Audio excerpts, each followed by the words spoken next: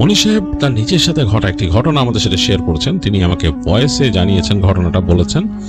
তার সাথে কিছু ভিডিও ক্লিপস পাঠিয়েছেন, যেই জায়গায় ঘটনাটা ঘটেছিল সেই জায়গার কিছু ভিডিও ক্লিপ। ভিডিও ক্লিপগুলো কিন্তু আসলেই বেশ ভয়ের ছিল, আমি দেখেছি এবং আমার কাছে মনে হয়েছে আসলেই জায়গাটা রিয়েলি স্পুকি। স্বাভাবিক ভাবেই কোনো মানুষ ওই জায়গায় গেলে অনেক কিছুই এক্সপিরিয়েন্স করতে পারেন, দেখে যা মনে হয়েছে আমার কাছে।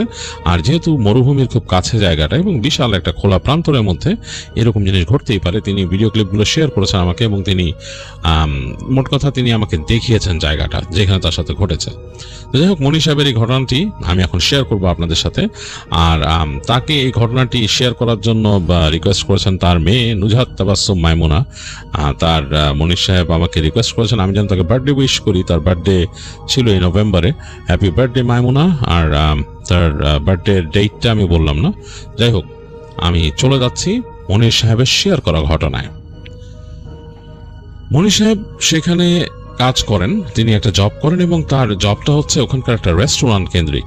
এবং সেই রেস্টুরেন্টে তিনি জব করেন। রেস্টুরেন্ট হচ্ছে বিশাল একটা বিল্ডিং এর নিচতলায়, একটা প্লাজার মধ্যে।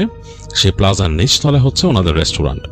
আর সেই রেস্টুরেন্টের একই মালিকেরই আরও অনেক ব্যবসা প্রতিষ্ঠান আছে একই এলাকায়। তো জায়গাটা এরকম একটা মেইন হাইওয়ের কাছে জায়গাটা, এবং তার একদিকে বিশাল একটা মেট্রো রেল স্টেশনের কাজ হচ্ছে। আমি এক্স্যাক্ট জায়গাটার নাম বলছি না, যদিও মনির সাহেব মেনশন করেছেন, সেটা আমি করবো না, অদ্ভুত রীতি আমরা যেটা করি না। যাই হোক, বড় একটা মেট্রো রেল স্টেশন, বেশ বড় আকারের। সেটা হয়েছে দেখে একটা স্টেডিয়ামের মতো মনে হয় এবং কাছাকাছি একটা ছোট স্টেডিয়ামও আছে এবং খেলার কিছু গ্রাউন্ড আছে। তো এই সব যেই জায়গাগুলা, এগুলা রাত্রেবেলা একেবারেই মানে হয়ে যায়, মানে একেবারে নিশ্চুপ হয়ে যায়, কোনো মানুষজন থাকে না।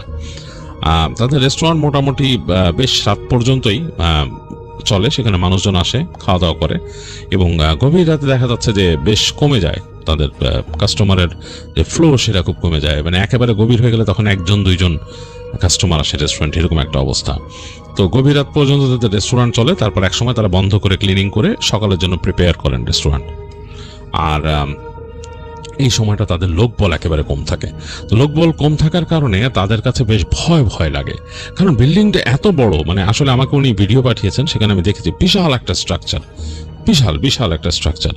তো এরকম বড় স্ট্রাকচারের মধ্যে যখন মানুষজন না থাকে, শুধু রেস্টুরেন্টটা ওপেন থাকে, তখন একেবারেই অন্যরকম একটা অবস্থা হয়ে যায়।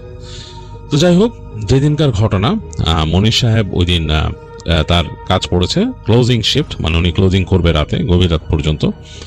আর কাজ করছেন তিনি এবং তার সাথে আরো মানুষজন। তো একটা পর্যায়ে দেখা গেল যে তাদের পানি শেষ হয়ে গেছে, রেস্টুরেন্টে যে পানির সাপ্লাই সেটা শেষ হয়ে গেছে, দেখতে পানি আসছে না কলে। তো আলোচনা করলেন তাদের মধ্যে। তো তাদের একজন বললেন যে পানি কেন গেছে এটা তো ফাইন্ড আউট করা দরকার, পানি কেন গেল। তো মনির সাহেবের বস বললেন যে তুমি চেক করো যে কি ব্যাপার, যাও এখানে, যে পানি তো আসলে ছাড়ার কথা, এতক্ষণ পানি থাকার কথা, ট্যাঙ্কিতে পানি থাকবে না এরকম কোনো কথা নাই, এতক্ষণ তো থাকার কথা যে ছেড়ে থাকে, তারপর চেক করা দরকার, তুমি যাও, যেয়ে দেখো। মনির সাহেবের একটু অস্বস্তি লাগতেছিল, কারণ পুরো বিল্ডিংটা একেবারেই নীরব আর তাকে যেতে হবে উপরে। তো সেই ক্ষেত্রে তাকে যেতে গেলে যেটা করতে হবে তাই কিন্তু বিল্ডিং এর পেছন দিয়ে যেতে হবে। এবং ওখানে যেটা হয় যে প্লাজাতে সবকিছুতে এই যে কোনো রকমের bathroom and all this facilities are on the back. মানে সৌদি আরবে যে স্থাপনাগুলো তৈরি হয়েছে সবই হচ্ছে আমেরিকান সিস্টেমে তৈরি করা। ওখানে বাইরে দেখা যাচ্ছে কোনো একটা মূল একটা প্লাজার বাইরেই থাকে সব বাথরুম আর অন্যান্য ফ্যাসিলিটিস, যেগুলো ভেতরে থাকে না। তো মনির সাহেবকে হেঁটে যেতে হবে পেছন দিকে, একদম পেছন দিক দিয়ে, যে সেইখানে হচ্ছে সিঁড়ি ঢোকার এবং সেটাতে তাকে ঢুকতে হবে। তো পুরোই অন্ধকার জায়গাটা, এবং একদম পেছনে তার যেখান দিয়ে ঢুকবে তার পেছনে হচ্ছে একটা ছোট্ট টেনিস কোর্ট আছে, অন্ধকার, একদম গাঢ় অন্ধকার। আর সেই জায়গায় দাঁড়ায় থাকলে একটু উপরে উঠলে দেখা যায় হচ্ছে পেছনে সেই বিশাল ভুতুড়ে সেই স্টেশনের যে স্ট্রাকচার, একেবারে মানুষজন নাই, এরকম একটা অবস্থা। তো মনির সাহেব একটু অস্বস্তি ফিল করেন। তো তিনি তারপরও চাবিটা নেওয়ার জন্য তাদের আবার তাদের ওই ঢোকার যে চাবি সেটাও এখানে থাকে না, সেটা থাকে তাদের ওখান থেকে হেঁটে যেতে হয় সামনে প্লাজার আরেক প্রান্তে, সেখানে তাদের জিম আছে। একটা জিম ছিল তাদের একই মালিকের, সেই জিমের ওইখানে সেই ক্লোজড জিমের ভেতরে চাবিটা থাকে, অন্ধকারে নিয়ে আসতে হবে। জিমের চাবি আবার তাদের কাছে আছে। তো এইগুলোর জন্য একটু অস্বস্তি লাগতেছিল মনির সাহেবের। তো তিনি তারপরও বের হয়ে জনগণটা কথা বলে যে তাহলে আমি আসতেছি। তো হেঁটে হেঁটে যাচ্ছেন, পুরা প্লাজা অন্ধকার, একেবারে মানুষজন নাই, মানে টুকিটাকি লাইট জ্বলতেছে। অন্ধকার বলতে এত বড় বিল্ডিং এতটুকু লাইট কিন্তু কম মনে হচ্ছে, আলোক উজ্জ্বলতা কমে গেছে এখানে। হেঁটে হেঁটে যাচ্ছে প্যাসেজ ধরে এবং এক সময় তিনি পৌঁছালেন জিমে, সেখান থেকে চাবি নিয়ে আবার ব্যাক করলেন। ব্যাক করে এবার বিল্ডিং এর পেছন দিকে যাবার পালা।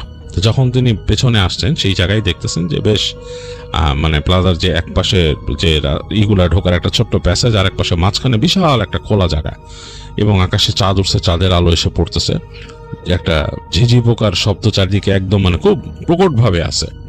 আর আবহাওয়া হচ্ছে একটু ঠান্ডা ঠান্ডা ওই দিন, কারণ শীত আসি আসি করতেছে ওরকম সময় একটা অবস্থা। মরুভূমিতে দিনে যথেষ্ট গরম থাকলেও রাতের বেলা একেবারে ওই অঞ্চলগুলো ঠান্ডা হয়ে যায়। তো ওনার একটু গা কাটা দিতেছে, তিনি হেঁটে হেঁটে যাচ্ছেন, একবারে পেছনে চলে আসছেন মানে যেখান থেকে দরজা আর কি ঢোকার। বিল্ডিংটা কিন্তু মানে প্রচন্ড বড় একটা অবকাঠামো। যদি আপনারা এটাই করেন, ধরেন এই প্লাজাটার আকৃতি হবে বাংলাদেশের যে কোনো একটা মলের মতো বড় এরকম। তো উনি যখন পিছনে চলে আসছে, এসে দরজার কাছে আসলেন, এসে দরজাটার মাঝে চাবি ঢুকালেন। ঢুকায় তার একটু ভয় লাগতেছে, কারণ কেমন মানুষজন নাই, এটা মানুষ আমার নিজের থেকেই কেমন দিন একটা ভয় কাজ করে নিজের ভেতরে যখন কোনো মানুষজন নাই। তো তিনি দরজা খুলে ভিতরে ঢুকলেন, ঢুকে দরজাটা আটকায় দিলেন। তো দরজা আটকায় দেওয়ার কারণ হচ্ছে মানে তিনি দরজাটা ওই যে অটোমেটিকলি ওখানে থাকে যে প্রেসারাইজড যে একটা কপি কল থাকে যেটাতে লেগে যায় আবার, হ্যাঁ, যে কারণে দরজা উনি আবার লাগাই দিলেন ভেতর থেকে। এই লাগাই দেওয়ার কারণ হচ্ছে যে উনি যদি খোলা রাখেন, কোনো কিছু দিয়ে ঠ্যাক দিয়ে রাখেন, কেউ হয়তো ঢুকে যেতে পারে। আর ভেতরে তো অনেক স্টোর, অনেক খালি, মানে দেখা যাচ্ছে যে এখানে শুধু খালি ফ্যাসিলিটিস আছে অনেকগুলা। মানে এই খালি ফ্যাসিলিটিস গুলা হচ্ছে বিভিন্ন রকমের স্পেস, মানে দোকান আরো অনেক কিছু করার জন্য স্পেস। এটা বেসিক্যালি হয়েছে যে সেখানে যখন স্টেশন হবে কাছাকাছি, তখন হয়তো জায়গাটা আরো বিজি হয়ে যাবে। তো এই কারণে এই বিল্ডিংটা যারা তৈরি করছে তারা এখনো ওগুলা কিছুই এখনো মানে কোথাও ভাড়াও দিতে পারে নাই, হ্যান্ড ওভারও করতে পারে নাই, বাট এগুলো একসময় নাকি অকুপাইড হবে। তো এখন খোলা, জাস্ট লাইক একটা খোলা মল এরকম। তো কেউ যদি ঢুকে যায় কোনো কিছু একটা করতে পারে, মানে কোনো সমস্যা হতে পারে বা একটা প্রবলেম হতে পারে বিল্ডিং এর সিকিউরিটির। এই কারণে তিনি আর কাউকে ওখানে মানে ওই দরজাটা লাগাই দিলেন, মানে ঢুকেই তিনি দরজা লাগাই দিয়েছেন। দরজা লাগাই দেওয়ার পর কিন্তু তার একেবারেই বুক তখনই ধুকধুক করা শুরু করছে, কারণ অন্ধকার, মানে কিচ্ছু নাই নিচে।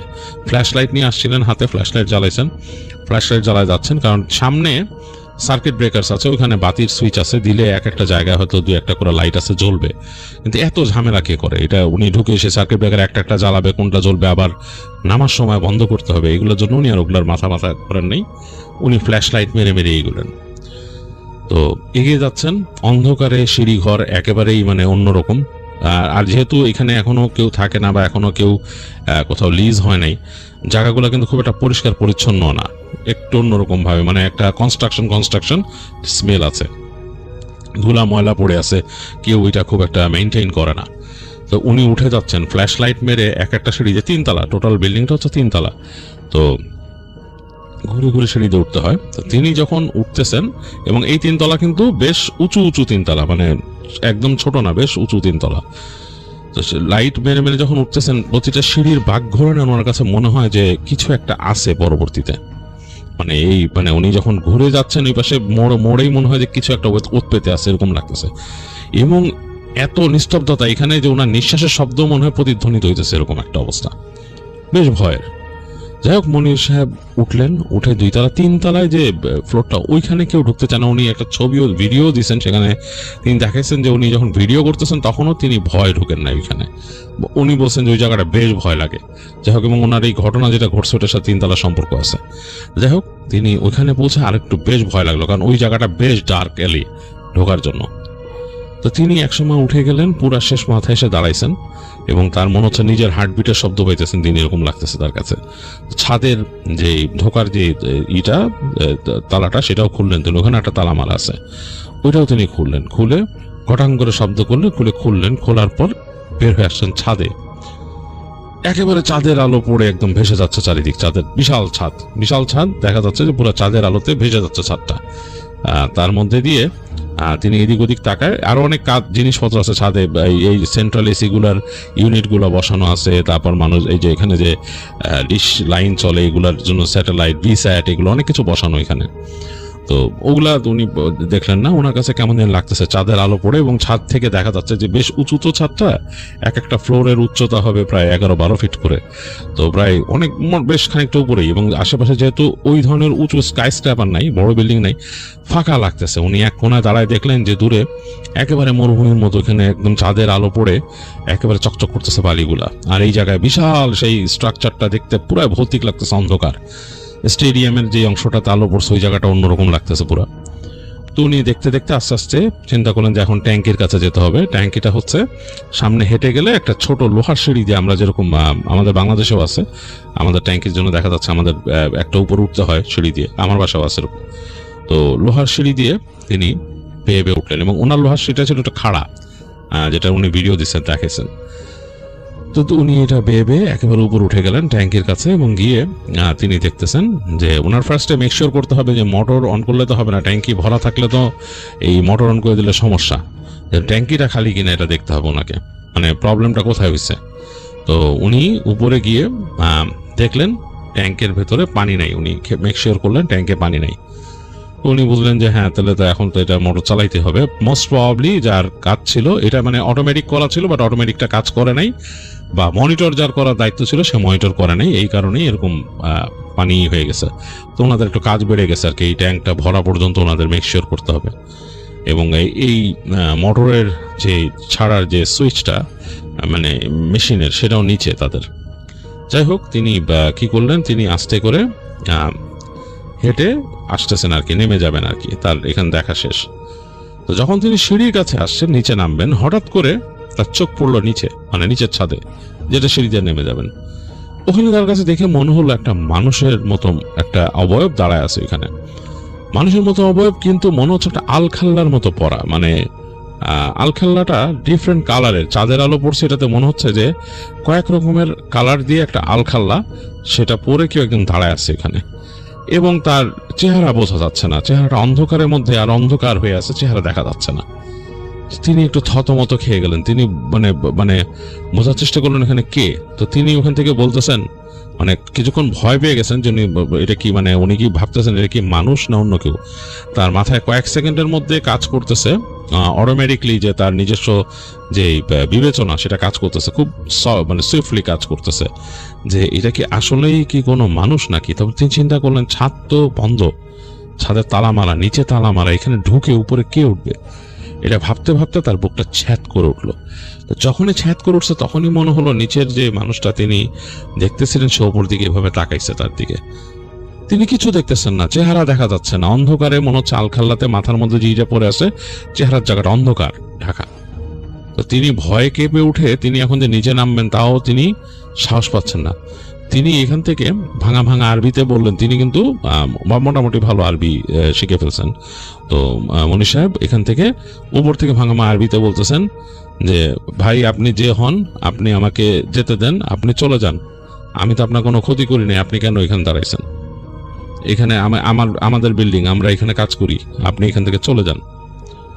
তো এটা বলছে সে একদম ভাঙা ভাঙা আরবিতে বলছে, বলে সে থরথর করে কাঁপতেছে। মনি সাহেব প্রচন্ড ভয় পেয়েছে, কারণ সে বুঝতেছে এটা মানুষ না।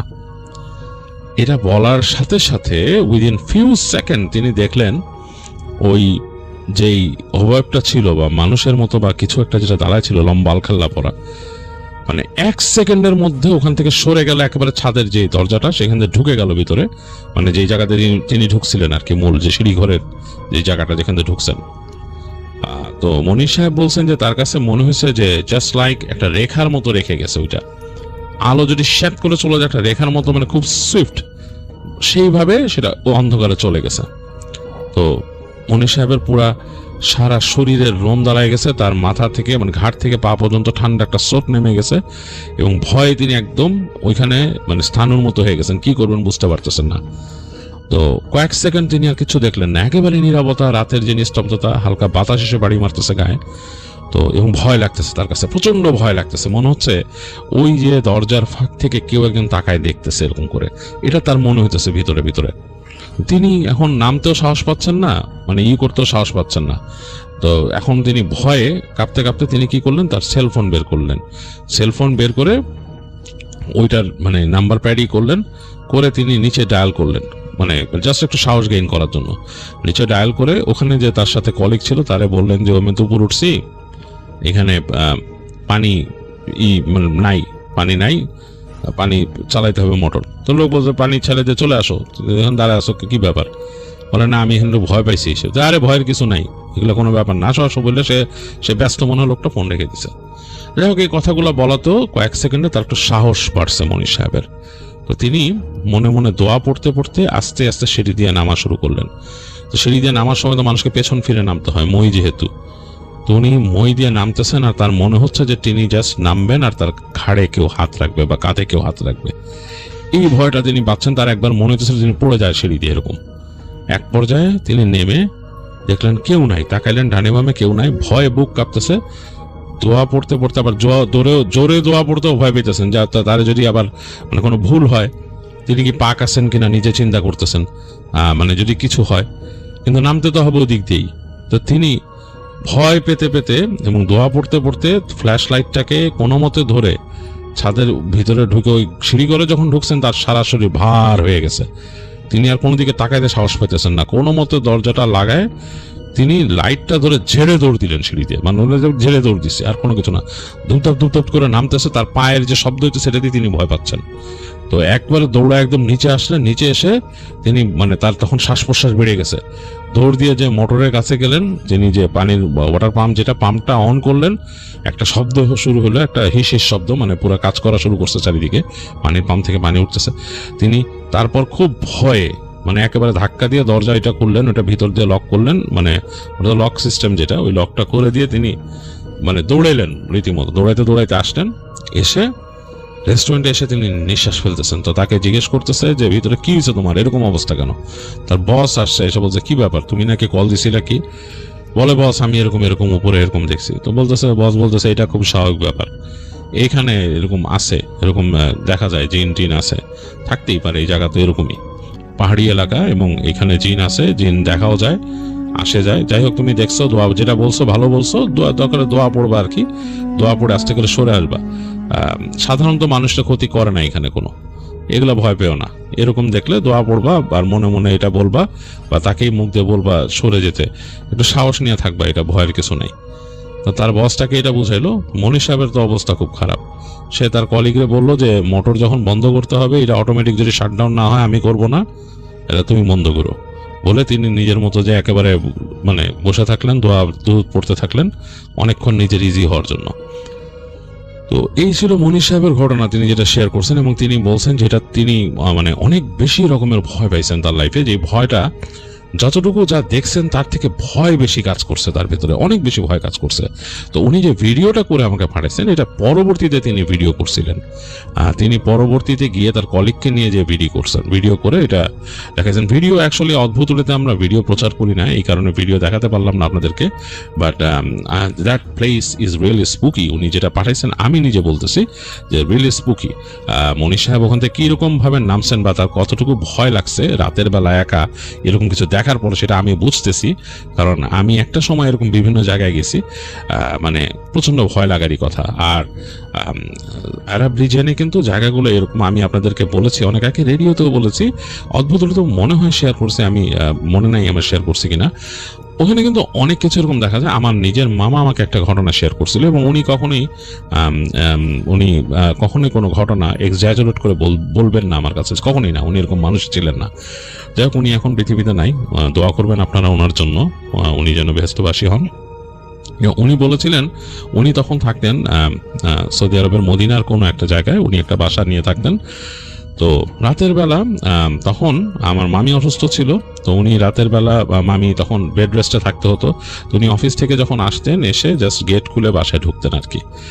তো ওনার ওই দিন রাতে বেশ লেট পর্যন্ত কাজ ছিল, তো উনি কাজ শেষ করে আসছেন, রাত তখন বাজে এরকম রাত 1টা-1:30 এরকম একটা সময় আর কি।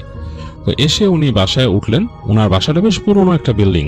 তো উনি উঠছেন, উঠে যখন বাসার উনি গেট খুলে ঢুকছেন, ঢুকে উনি একেবারে একটা ছেদ করে ওনার বুকের মধ্যে একটা শক লাগলো, কারণ উনি দেখতেছেন ওনার সামনে যে টিভির যে স্ট্যান্ডটা রাখা, ঠিক টিভি স্ট্যান্ডের উপরে একটা নীল রঙের আলো এরকম জ্বলতেছে, একটা জ্বলন্ত আলো, নীল রঙের একটা জ্বলন্ত আলো।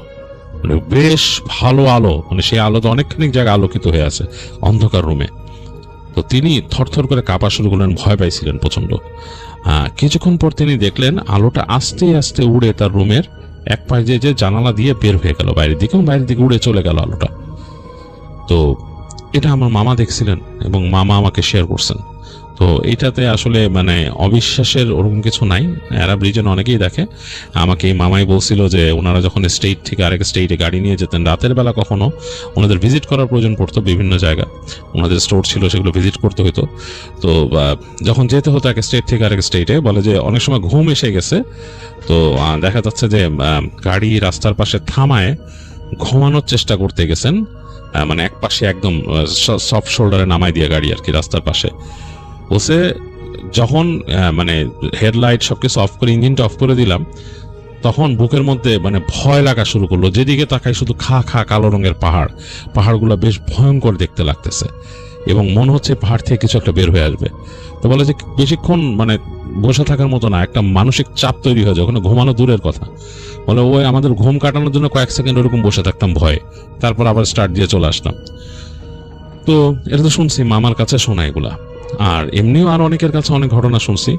তো আপনারা আসলে অনেকেই এরকম ঘটনা শুনবেন, আরব রিজিয়নে এই ধরনের ঘটনা কিন্তু ঘটে এবং অনেকেই কিন্তু অনেক কিছু দেখে। মনি সাহেব যেটা দেখেছেন, আমার দৃঢ় বিশ্বাস ওটা জিন ছিল এবং ওনাদের ওইখানে হয়তো থাকে, ওই বিল্ডিং এর উপরে হয়তো আছে, ওনার সামনে পড়ে গেছে ওই দিন। তো যাই হোক, থ্যাংক ইউ মনি সাহেব আপনার ঘটনার জন্য।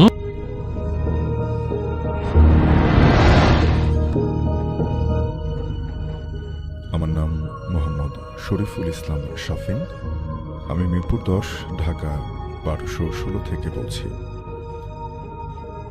এই ঘটনাটি আমি আমার এক আত্মীয়ের মুখ থেকে শুনেছি, তো ঘটনাটি আমি তার ভাষাতেই বলছি।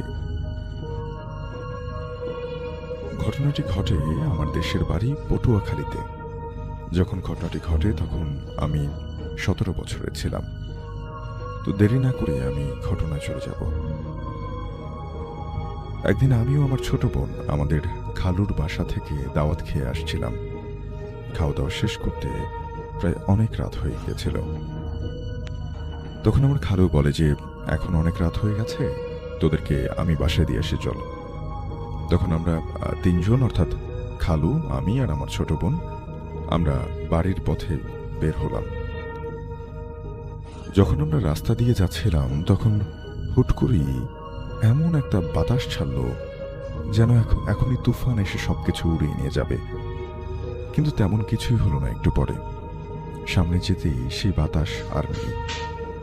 একটু অবাক হয়েছিলাম, তারপরেও আমরা এগিয়ে যেতে লাগলাম। আর যেহেতু খালুর সাথে ছিল সেহেতু আমরা কোনো কিছু ভয় করছিলাম না। আস্তে আস্তে আমরা আমাদের বাসার দিকে এগিয়ে যাচ্ছিলাম। সামনেই একটা কলা বাগান রয়েছে, অর্থাৎ কলা গাছ, তার বাগান, আর তার সামনে একটা ব্রিজ রয়েছে। তো এই ব্রিজ, তার পেছনেই একটা হিন্দু বাড়ি, যেই বাড়ির সবার সাথে আমার খালুর ভালো সম্পর্ক ছিল। খালু আমাদেরকে বলল যে তোরা 2 জন গিয়ে ওই বাড়িতে গিয়ে বস, ওখান থেকে বের হবি না, আমি এসে তোদেরকে নিয়ে যাব। আমরা একটু অবাক হলাম যে আমরা তো বাসায় যাচ্ছিলাম, এর মধ্যে এত রাতে আবার কেন অন্য কারো বাসায় যাব। তো তারপরেও খালু যা বললেন আমরা তাই করলাম। আমরা সেই বাড়িতে গিয়ে বসলাম। এরপরে খালু আমাদেরকে রেখে একটু সামনে চলে গেলেন। তারপরে খালু আমাদেরকে নিয়ে কিছু একটা করে আমাদের বাসায় পৌঁছে দিলেন। এরপর বললেন যে মা, তোরা যে রাস্তায় সারা রাস্তা এসেছিস, তোদের কোনো সমস্যা হয়েছে কিনা। অর্থাৎ খালু এরপরে ওই ব্রিজের ওখানে গেলেন, পরে আবার এসে সেই বাড়ি থেকে তাদের 2 জনকে নিয়ে গেলেন। তাদের বাড়িতে পৌঁছে দেওয়ার পরে তার খালু জিজ্ঞেস করলেন যে মা, তোরা যে এই পুরো রাস্তাটা এলি, তোদের কি কোনো সমস্যা হয়েছিল কিনা। তোরা বলে যে না খালু, তুমি তো আমাদের সাথেই ছিলে। তো খালু তখন বলল যে আমরা যখন উপর দিয়ে আসছিলাম, সে ব্রিজের মাঝখানে একটা কালো ছায়া দেখতে পাই, যেটা ব্রিজের ওপাশটা দেখা যাচ্ছিল না, শুধু মনে হচ্ছিল ব্রিজের মাঝখানে একটা কালো অন্ধকার। তো খালু তখন ওখানে এসে দাঁড়িয়ে বলে যে আমার মেয়েরা আমার সাথে আছে, তারা যদি ভয় পায় তাহলে তোর কিন্তু খবর আছে। এরপরে সেই ছায়াটা একেবারে ব্রিজের শেষ প্রান্তে গিয়ে চলে এবং ব্রিজটাকে ঢেকে রাখে। তখন খালু আবার তাকে বলে যে আমার মেয়েরা যদি ভয় পায় তাহলে তোর খবর আছে, এখান থেকে তুই চলে যা। তখন ছায়াটা সেই কলা বাগানের পেছনের মাঠে ঢুকে যায় এবং একইভাবে বসে থাকে। আমি তাদেরকে বাসায় নিয়ে আসি। কলা বাগানের পেছনের মাঠটা ভালোভাবে দেখা যায় না। আমি তারপর ওদেরকে কিছু বলিনি, অর্থাৎ খালু বলছেন যে সে তার মেয়েদেরকে কোনো কিছু বলেননি। এরপরে খালু আমাদের দুজনকে ঝাড়ফুঁক দিয়ে বলল যে 2 দিন এই তাবিজটা পড়ে থাকবি তোরা। আর আমার মা এসব কথায় বিশ্বাস করতো না বলে আমাদের দুজনকে তাবিজটা খুলে ফেলতে বলে। তার পরের দিন আমরা সেই কলা বাগান দিয়ে মাঠে যাচ্ছিলাম। তখন আমরা দুইজনই দেখি যে একজন মহিলা কলা গাছের নিচে হাঁটু মুড়ে বসে আছে। আমাদের যাওয়ার পথটা আটকে রেখেছে সে। তখন আমরা দুইজন প্রচন্ড রকম ভয় পেয়ে যাই, কারণ সেই মহিলার মুখটা দেখা যাচ্ছিল না, যতটুকু দেখা যাচ্ছিল ততটুকু খুব ভয়ঙ্কর এবং খুব বাজে রকম বিশ্রী। তখন আমরা দুইজনই ওনার একটু সামনে যেতেই ভয়ে চিৎকার দিয়ে উঠি এবং চিৎকার দিয়ে দৌড়ে আমরা ভয়ে বাড়িতে চলে আসি আর সবাইকে এই কথা খুলে বলি। তখন আমার বাবা আমার খালুকে এসব কথা খুলে বলেন এবং খালুকে খবর দেন। আমার খালু বলেন যে ওদের গলায় আমি তাবিজ দিয়েছিলাম, সেই তাবিজটা আছে, কোনো সমস্যা হওয়ার কথা না। তখন খালু আমাদের বাড়ি এসে দেখে যে আমাদের গলায় সেই তাবিজটা নেই। তখন খালু সবাইকে বলে যে কাল রাতের ঘটনা, অর্থাৎ কাল রাতে তিনি যখন ওদেরকে নিয়ে আসছিলেন তখন তিনি দেখেছিলেন যে সেখানে কালো ছায়া রয়েছে ব্রিজের উপরে, অর্থাৎ অশরীরী কোনো কিছু ছিল সেখানে, আর সেজন্যই তিনি তাবিজটা দিয়েছিলেন। তো যাই হোক, খালু এসে দেখলেন যে আমাদের গলায় কোনো তাবিজ নেই, কারণ সেটা আমাদের মা কেটে ফেলে দিয়েছিল। এরপরে খালু সবাইকে কাল রাতের ঘটনা খুলে বলে এবং বলে যে আমি ওদেরকে তাবিজ দিয়েছিলাম, তাবিজটা খোলা ঠিক হয়নি। তখন খালু আবার আমাদেরকে তাবিজ দেয় এবং বলে যে 40 দিনের আগে তাবিজটা না খুলতে। বলতে ভুলে গেছিলাম যে আমার খালু এসব জিনিসকে দূর করতে জানে, অর্থাৎ তিনি কিছুটা হলেও এই অশরীরী ব্যাপারগুলো সম্পর্কে জ্ঞান রাখেন। বলতে ভুলে গেছিলাম শাফিন ভাই যে আমার খালু এসব জিনিসকে দূর করা জানে। এটাই ছিল আমার ঘটনা, যেটা আমার বাস্তব অভিজ্ঞতা। পড়ে শোনালে খুব খুশি হব। ঘটনাটি আমাদেরকে ইমেল করে পাঠিয়েছেন শরীফুল ইসলাম। তিনি লিখেছেন মিরপুর 10, ঢাকা 1216 হতে। Good night. আসসালামু আলাইকুম ভাইয়া। ওয়ালাইকুম আসসালাম। আমি এপি পিরোজপুর থেকে বলছি। আমার পরিবারের সঙ্গে অনেক ভৌতিক ঘটনা ঘটেছে, যার একটা আজকে বলবো ভাবছি। এটা আমাদের এখানেই একটা স্বনামধন্য হাসপাতালের ঘটনা। 2018 সালের 28শে ফেব্রুয়ারি আমার বড় মামার ছোট ছেলে সকাল জন্মগ্রহণ করে। ঘটনা ওই হাসপাতালকে কেন্দ্র করে। সিজারের পরে মামিকে যে কেবিনে রাখা হয় ওটা রাস্তার পাশে থাকায় মামি এবং সকালের একটু বেশি সমস্যা হতো, কারণ 24 ঘন্টায় ওখানে যানজটের আওয়াজ। তাই আমার বাসার সবার অনুমতি থেকে ওই কেবিন পরিবর্তন করে আমাদের হাসপাতালের ভেতরে একটা নতুন কেবিনে নেওয়া হয়। ঘটনার শুরু ওখান থেকেই। বলে রাখা ভালো যে ওই কেবিনের পেছনের দিকেই রয়েছে একটা অজ্ঞাত লাশের ঘর, যার মধ্যে পুলিশ বা অন্যান্যরা পরিচয়হীন লাশ রাখে। অর্থাৎ আমরা আঞ্জুমানে মফিদুলের কথা জানি যে অজ্ঞাত লাশগুলো, নাম পরিচয়হীন যে লাশগুলো থাকে, সেটা যেখানে রাখা হয়, যে সংস্থার মাধ্যমে সৎকার করা হয়, সেরকমই একটা জায়গা হয়তো, যা থাকে অনেক অনেক দিন। 1 মার্চ ওই দিন রাতে আমার আম্মু ও মামি হাসপাতালে ছিলেন। তারা, আম্মু আর মামির সম্পর্ক অনেক ভালো বলে এদের আড্ডা দিতে দিতে অনেক রাত পর্যন্ত জেগে থাকে। তখন আম্মু ও মামি হঠাৎ করেই খুব অদ্ভুত এবং ভয়ঙ্কর বাজে গন্ধ অনুভব করে। তারা মনে করে যে হাসপাতালে তো এমন গন্ধ আসতেই পারে, কিন্তু এরপরেই হঠাৎ করেই তারা বাথরুমের মধ্যে কোনো মানুষের হাঁটার আওয়াজ পায়। অর্থাৎ যেহেতু কেবিনের বাথরুম, সেহেতু অন্যান্য রোগীদের আসার কোনো সম্ভাবনাই নেই। সেটা একদম সেপারেট একটা রুমের সাথে একটা বাথরুম। দুজনই খুব অবাক হয়ে দুজনের দিকে তাকায়। আম্মু মামিকে কিছু না বলেই সরাসরি বাথরুমের মধ্যে গিয়ে লাইট জ্বালিয়ে দেখে কি অদ্ভুত, সব ঠিকঠাক। এরপরে ওই দিন আর কোনো কিছু হয়নি। সকালে মামা নাস্তা নিয়ে আসার পরে আম্মু এবং মামি রাতের সব ঘটনা মামাকে খুলে বলে, কিন্তু বড় মামা মজা নেয় আর বলে যে সামনে একটা নতুন বাসার কাজ চলছে, হয়তো ওখান থেকে আওয়াজ হয়েছে, এবং আরো বলল যে ওখানে নাকি রাতেও কাজ করে, তাই এমন বিকট শব্দ শোনা যায়। বাসার সবাই এই কথা শুনে মজা নেয়। অর্থাৎ তারা যে একটা অদ্ভুত অভিজ্ঞতার মধ্য দিয়ে গেছেন, একটা অদ্ভুত অনুভূতি পেয়েছেন, সেটা সবার কাছে বেশ মজার একটা ব্যাপার ছিল। তো ওই দিন রাতে আমার আম্মু আর আমার মামির সাথে আমার ছোট খালাও থাকতে আসে, অর্থাৎ তিনিও হাসপাতালে থাকতে এলেন। এবার প্রথম রাতের দিন রাতের মতো সবকিছু ঠিকঠাক হলেও হঠাৎ করেই সবাই দেখতে পেল জানালাটা অনেক জোরে আওয়াজ করে খুলে গেল। তিনজনে একটু ভয় পেয়ে গেল। আমার ছোট ভাই আমার আম্মুর কোলে ছিল, অপর দিকের বিছানায়। জানালা খুলতেই আমার মামির চোখ আটকে গেল। সে দেখল একজন লাল রঙের চাদর গায়ে এবং লাল ধুতি পরনের এরকম একজন লোক মামির দিকে তাকিয়ে হাসতে হাসতে ওই জানলার ওখান থেকে ভেদ করে চলে আসলো এবং এসে সে মামির বুকের উপরে বসে গলা টিপে ধরল। ওইদিকে আম্মু আর আমার ছোট খালা মামিকে ডাকাডাকি করছে। সকালে খাওয়ানোর জন্য মামি সবকিছু শুনতে পাচ্ছে, কিন্তু সে কোনো কথা বলতে পারছে না। সে মনে মনে আয়াতুল কুরসি পড়ছে, কিন্তু সেটাও পড়তে পারছে না। ঠিক এমন সময় আমার ছোট খালা মামির কাছে গিয়ে তাকে ধরে ধাক্কা দেয় এবং বলে, কি হয়েছে, কোন দুনিয়ায় আসো, এত ডাকি শোনো না কেন? মামি তখন কথা বলার অবস্থায় নেই। তখন মামি খালাকে ইশারায় পানি চাইল। এরপরে মামি কিছু বলার আগেই সবাই আবার সেই কালকের মতো বাথরুমের মধ্যে হেঁটে যাওয়া পায়ের আওয়াজ শুনল এবং খুব জোরে জোরে আসছিল। মনে হচ্ছিল যে প্রচন্ড রাগে কেউ খুব দ্রুত হাঁটছে, ঠিক তেমন একটা শব্দ হচ্ছিল।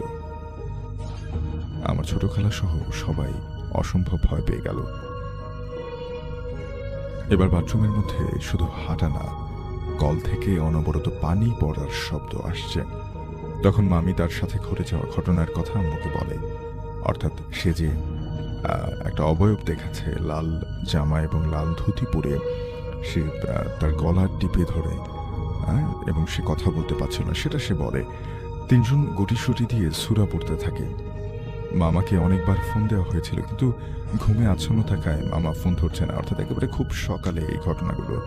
এভাবেই সবাই সারা রাত আতঙ্কের মধ্য দিয়ে পার করে, অর্থাৎ একেবারে শেষ রাতের ঘটনা। সকালে মামা আসলে সবাই সবকিছু খুলে বলে। এবারও সে বিশ্বাস করে, এবার সেও বিশ্বাস করে হাসপাতালটা হলো মামার কয়েক বন্ধুর যৌথ উদ্যোগে নেয়া। তো মামা সকালে একজনকে ফোন করে আনে, অর্থাৎ হাসপাতালের মালিক একজনকে ফোন করে আনে এবং রাতের সব কথা বলে। সে এগুলো তাদের ভুল বলে চালিয়ে দেয়। যদিও মামিকে ওই দিন বাসায় আনবে, তাই কোনো কথা মামার বাড়ায়নি। সবাই যখন রেডি হয়ে ব্যাগ গোছানোর সময় এক নার্স আসে এবং যার সাথে আম্মুদের সম্পর্ক ভালো হয়ে ওঠে ততদিনে। আন্টি এসে বলে যে, কি আপা আজকে চলে যাবেন নাকি? তখন ওই আন্টিকে ছোট খালা বলে যে, না গিয়ে উপায় কি, এই ভূতের হাসপাতালে থেকে মরবো নাকি? তখন নার্স একটু মুচকি হেসে বলে যে, আপনারাও কি তাকে দেখেছেন? পরে আন্টি সব বলে তাকে। এগুলো শুনে নার্স বলে যে, যেটা বলে সেটা শুনে সবাই আরো বেশি আতঙ্কে পড়ে যায়। সে বলল যে বেনামি লাশের ওখানে একদিন খুব অদ্ভুতভাবে মরা একটা মানুষের লাশ আনা হয়, যা দেখতে খুব বিভৎস।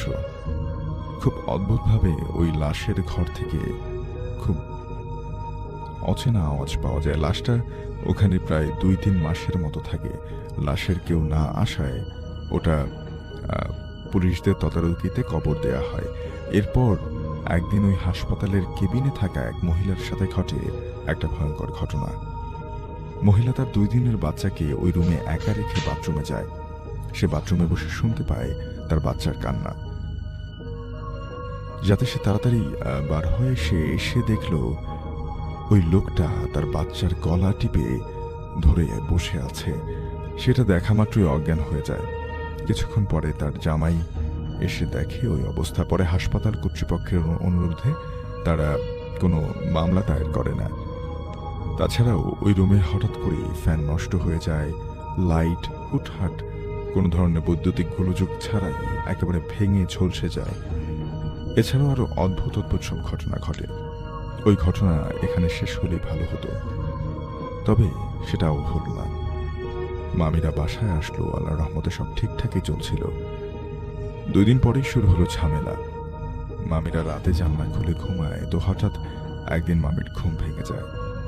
সে দেখে তার বড় ছেলের বুকে উপরে উঠে বসে আছে সে সন্ন্যাসী, এবং খুব ভয়ঙ্কর ভাবে মামির দিকে তাকিয়ে সে হাসছে। মামি তাকে দেখে একটু ভয় পেয়ে সে দৌড়ে যায়, তাকে লাথি মারে এবং সে ছিটকে পড়ে জানলার কাছে। এরপরে সে আবার মামির গলা চেপে ধরে। মামি পায়ে লাথি মারায় সাথে সাথে মামারা উঠে যায়। মামা মামির গায়ে হাত দেওয়ার সাথে সাথে সেই সন্ন্যাসী সেখান থেকে চলে যায়। যাওয়ার আগে মামিকে সেই সন্ন্যাসী বলে যে, তোকে আমার লাগবে, আমি আবার আসবো তোকে নিতে। তখন মামা মামিকে জিজ্ঞেস করে যে কি হয়েছে। তারপরে মামি সবটা বলে। পরের দিন সকালে মামা একজন আলেমকে দিয়ে বাসা এবং বাসার সবাইকে বন্ধক করে দেয়। আল্লাহর রহমতে এরপর থেকে সব ঠিকঠাক চলছে। অনেক বড় তো তাই ভুল হতে পারে, ভুল হলে ক্ষমা প্রার্থী। হুজুর যেটা বলছিলেন যে এটা একটা বদ জিন হতে পারে কিংবা খারাপ কোনো আত্মা বা কোনো কিছু, তবে এখন আর কোনো ক্ষতি করতে পারবে না। এরপর থেকে আমাদের আর তেমন কোনো সমস্যা হয়নি। তবে এখনো মামি নাকি মাঝে মাঝে সেই লোককে দূর থেকে দেখতে পান।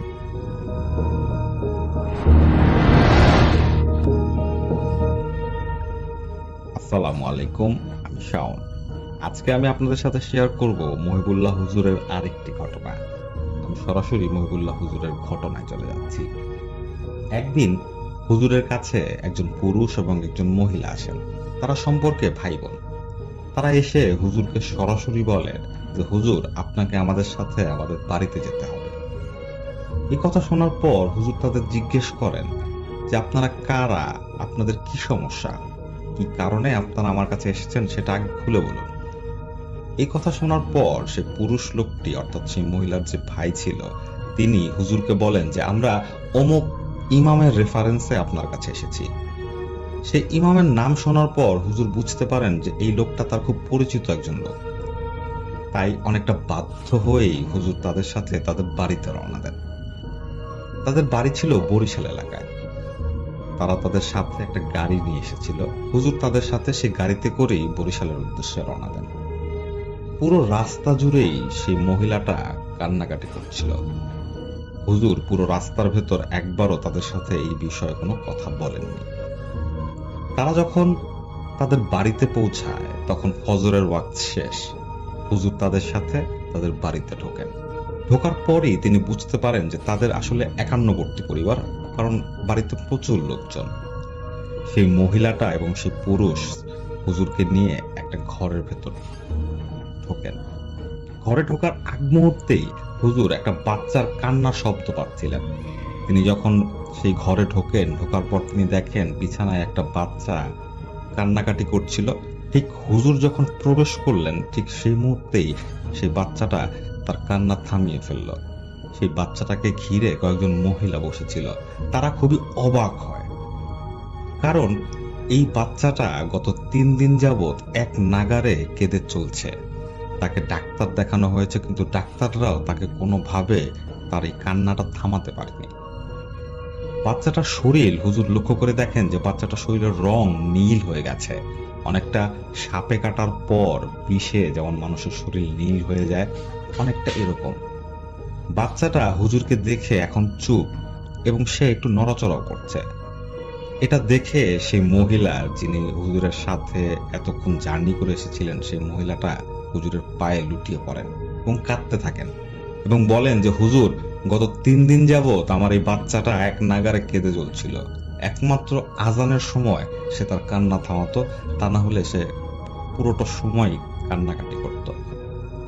আমরা মনে করেছিলাম যে আমাদের বাচ্চা হয়তো এভাবে কেঁদে কেঁদেই মারা যাবে, কিন্তু হুজুর, আপনি আসার পর এই বাচ্চাটা এই প্রথম আজানের সময় ছাড়া তার কান্না থামিয়েছে। আমার বিশ্বাস আপনি আমাদের এই সমস্যা থেকে উদ্ধার করতে পারবেন। ঠিক সেই মুহূর্তে হুজুর একটা আর্তনাদ শুনতে পান, একটা পশুর আর্তনাদের মতো। শব্দটা আসছে পাশের একটা রুম থেকে এবং সেই ঘরের ভেতর যারা ছিল তারা সবাই ভয়ে একটু শিউরিয়ে ওঠে। হুজুর তখন সেই মহিলাটাকে জিজ্ঞেস করে যে এই শব্দটা কোত্থেকে আসছে। তখন সেই মহিলা হুজুরকে নিয়ে পাশের আরেকটা রুমে যান। সেই রুমে যখন হুজুর প্রবেশ করেন, তিনি দেখেন সেই রুমে একটা যুবক বসা, যাকে খাটের পায়ার সাথে দড়ি দিয়ে বেঁধে রাখা, এবং সেই যুবকটা হুজুরকে দেখে বিশ্রীভাবে হাসা শুরু করে। হুজুর কিচ্ছু বলেন না, তিনি চুপচাপ দাঁড়িয়ে লোকটাকে অবজার্ভ করছিলেন। এক মুহূর্তে সেই যুবকটা হুজুরকে দেখে বলে ওঠে, কি জারজের বাচ্চা, তোর এখানে কাজ কি? যাক, আসছস, ভালো হইছে, এবার তোর সাথে খেলবো। এদের সাথে খেলা জমে না রে, তোর সাথে খেলা জমবে। তুই থাক, তুই থাক, তুই যাইস না। এই কথা যখন হুজুর শুনলেন, শোনার পর হুজুর সেই যুবকের দিকে 1-2 পা করে এগিয়ে গেলেন এবং তার পকেটে থাকা সেই রূপোর যে তসবিটা ছিল সেটা তিনি হাতে নেন। সেই তসবিটা দেখে সেই যুবক হঠাৎ করেই আতঙ্কে অস্থির হয়ে পড়ে। সে হুজুরকে উদ্দেশ্য করে বলে, রং ঢং তো ভালোই পারিস, তোর সাথে জমবে খেলা। হঠাৎ এই কথা বলেই হুজুর লক্ষ্য করেন সেই যুবকটা অজ্ঞান হয়ে গেছে। অর্থাৎ হুজুর বুঝতে পারেন সেই যুবকের ভেতর থেকে কোন একটা এন্টিটি, যে এতক্ষণ তার সাথে কথা বলছিল, সে হয়তো চলে গেছে। এরপর হুজুর সেই ঘর থেকে বাইরে বেরিয়ে আসেন। আসার পর তিনি তার পাশে দাঁড়িয়ে থাকা সেই মহিলাটিকে জিজ্ঞেস করেন যে এই যুবকটা কে। তখন সেই মহিলা সেই কাহিনী বলা শুরু করে।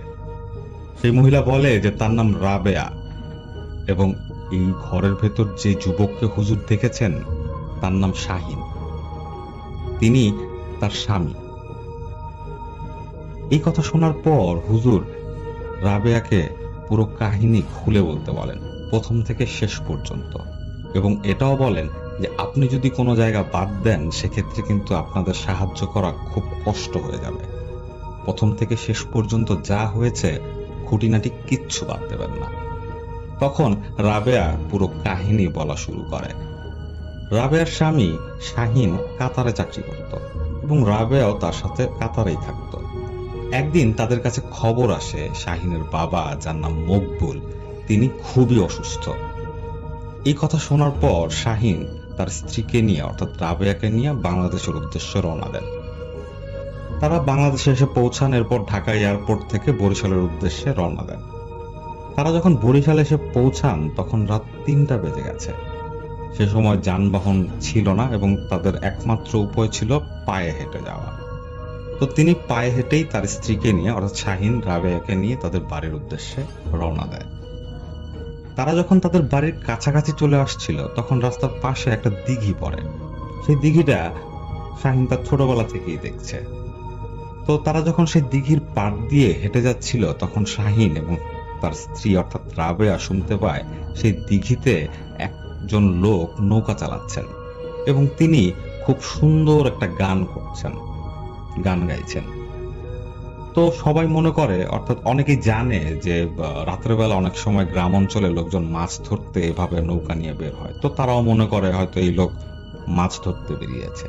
ব্যাপারটা নিয়ে তারা ওরকম চিন্তা করে না, তারা তাদের বাড়ির দিকে হাঁটা শুরু করে। শাহিন এবং রাবেয়া যখন বাড়িতে পৌঁছায়, বাড়িতে পৌঁছাবার পর তারা দেখতে পায় তাদের পুরো বাড়ি ভর্তি মানুষ এবং সবাই কান্নাকাটি করছে। অর্থাৎ মকবুল সাহেব অর্থাৎ শাহিনের বাবা মারা গিয়েছেন কিছুক্ষণ আগে। এই সংবাদের কোনো ধারণা ছিল না শাহিনের কাছে। তিনি এটা আসলে কোনো সময় বুঝতে পারেননি যে তিনি তার বাবাকে শেষ দেখা দেখতে পাবেন না। এক পর্যায়ে তিনি সবার সাথে তার এই শোক ভাগাভাগি করে নেন। শোকের তীব্রতা যখন এক পর্যায়ে কমে আসে, তখন মৃতের জানাজা এবং কবর দেওয়ার কথাগুলো উঠে আসে। এক পর্যায়ে শাহিন উপস্থিত সবাইকে বলে যে একটা নৌকো তো তাইলে ভাড়া করা লাগে। কারণ হচ্ছে শাহিনদের যে পারিবারিক কবরস্থান সেটা হচ্ছে সেই দিঘির ওপারে, এবং সেই ওপারে যেতে হলে নৌকা দিয়ে যেতে হবে। তো শাহিন যখন উপস্থিত সবাইকে বলে যে একটা নৌকা ভাড়া করতে হবে কবরস্থানে যাওয়ার জন্য, তখন সবাই একটু অবাক হয়। তো সবাই যখন অবাক হয়ে শাহিনকে জিজ্ঞেস করে যে নৌকা কেন লাগবে বাবা, নৌকার তো দরকার নেই। শাহিন অবাক হয়ে যায় এই কথা শুনে। শাহিন বলে যে নৌকা কেন লাগবে না, দিঘির ওপারে যেতে হবে না? তখন সবাই বলে যে বাবা তুমি দিঘি কোথায় পেলে? তোমাদের এই দিঘি তো তোমার বাবা অনেক আগেই ভরাট করে ফেলেছেন, সেখানে তো এখন পানি নেই। এই কথা শোনার পর শাহিন এবং শাহিনের স্ত্রী দুজনই খুব ভয় পেয়ে যায়। কারণ হচ্ছে তারা কিছুক্ষণ আগে যখন সেই রাস্তা দিয়ে হেঁটে আসছিল, তারা পরিষ্কারভাবে একটা দিঘি দেখেছিল। শুধু দিঘি দেখেনি, সেই দিঘিতে একজন নৌকা চালাচ্ছিল এবং যে নৌকা চালাচ্ছিল সে গানও গাইছিল। এটা তারা দুইজন স্পষ্ট শুনেছে। এত কিছু আসলে শাহিন মেলাতে পারছিল না, এমনকি শাহিনের স্ত্রী রাবেয়াও মেলাতে পারছিল না। এক পর্যায়ে এই ব্যাপারটা নিয়ে আর তারা মাথা ঘামায় না। এখন তাদের প্রথম যে কাজ সেটা হচ্ছে শাহিনের বাবা অর্থাৎ মকবুলকে দাফন করতে হবে। তারা মৃতদেহ নিয়ে সেই কবরস্থানের দিকে রওনা হয়ে যায়। শাহিন যে দেখতে পায় আসলেই সেখানে কোনো পানি নেই, দিঘির অস্তিত্ব নেই, সেখানে মাটি ভরাট করা। তো তারা কবর দিয়ে বাসায় চলে আসে। বাসায় আসার পর শাহিন সবার সাথে তার দেখা সেই দিঘি এবং দিঘিতে নৌকা চালানো সেই লোকটার কথা বলে।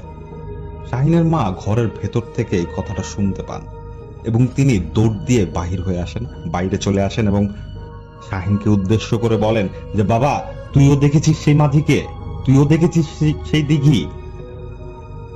এই কথা বলতে বলতে শাহিনের মা অজ্ঞান হয়ে পড়ে যান।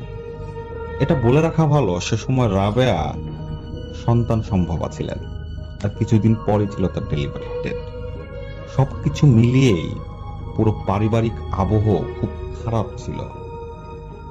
তো শাহিন কোনো মতে সবকিছু সামলে নেন, সেদিনের মতো সবকিছু স্বাভাবিক করেন। কারণ এখন যদি তিনি ভেঙে পড়েন সেক্ষেত্রে পুরো ফ্যামিলিটাকে সামলানো খুব কষ্টকর হয়ে দাঁড়াবে।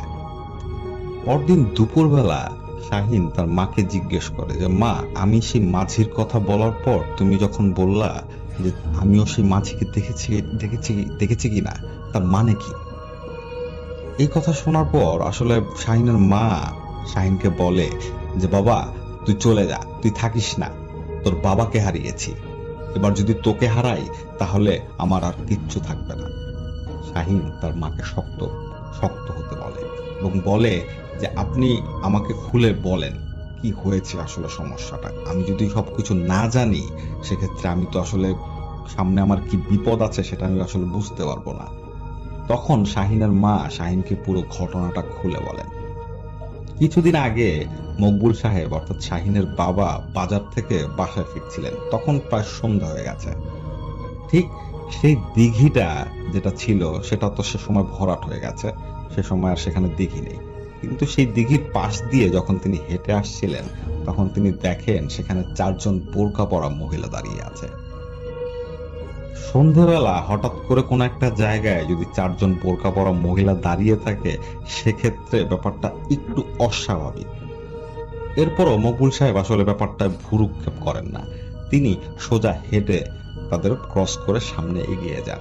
তিনি যখন তাদের ক্রস করছিলেন তখন তিনি তাদের মধ্যে হওয়া কথাবার্তার কিছু অংশ শুনতে পান।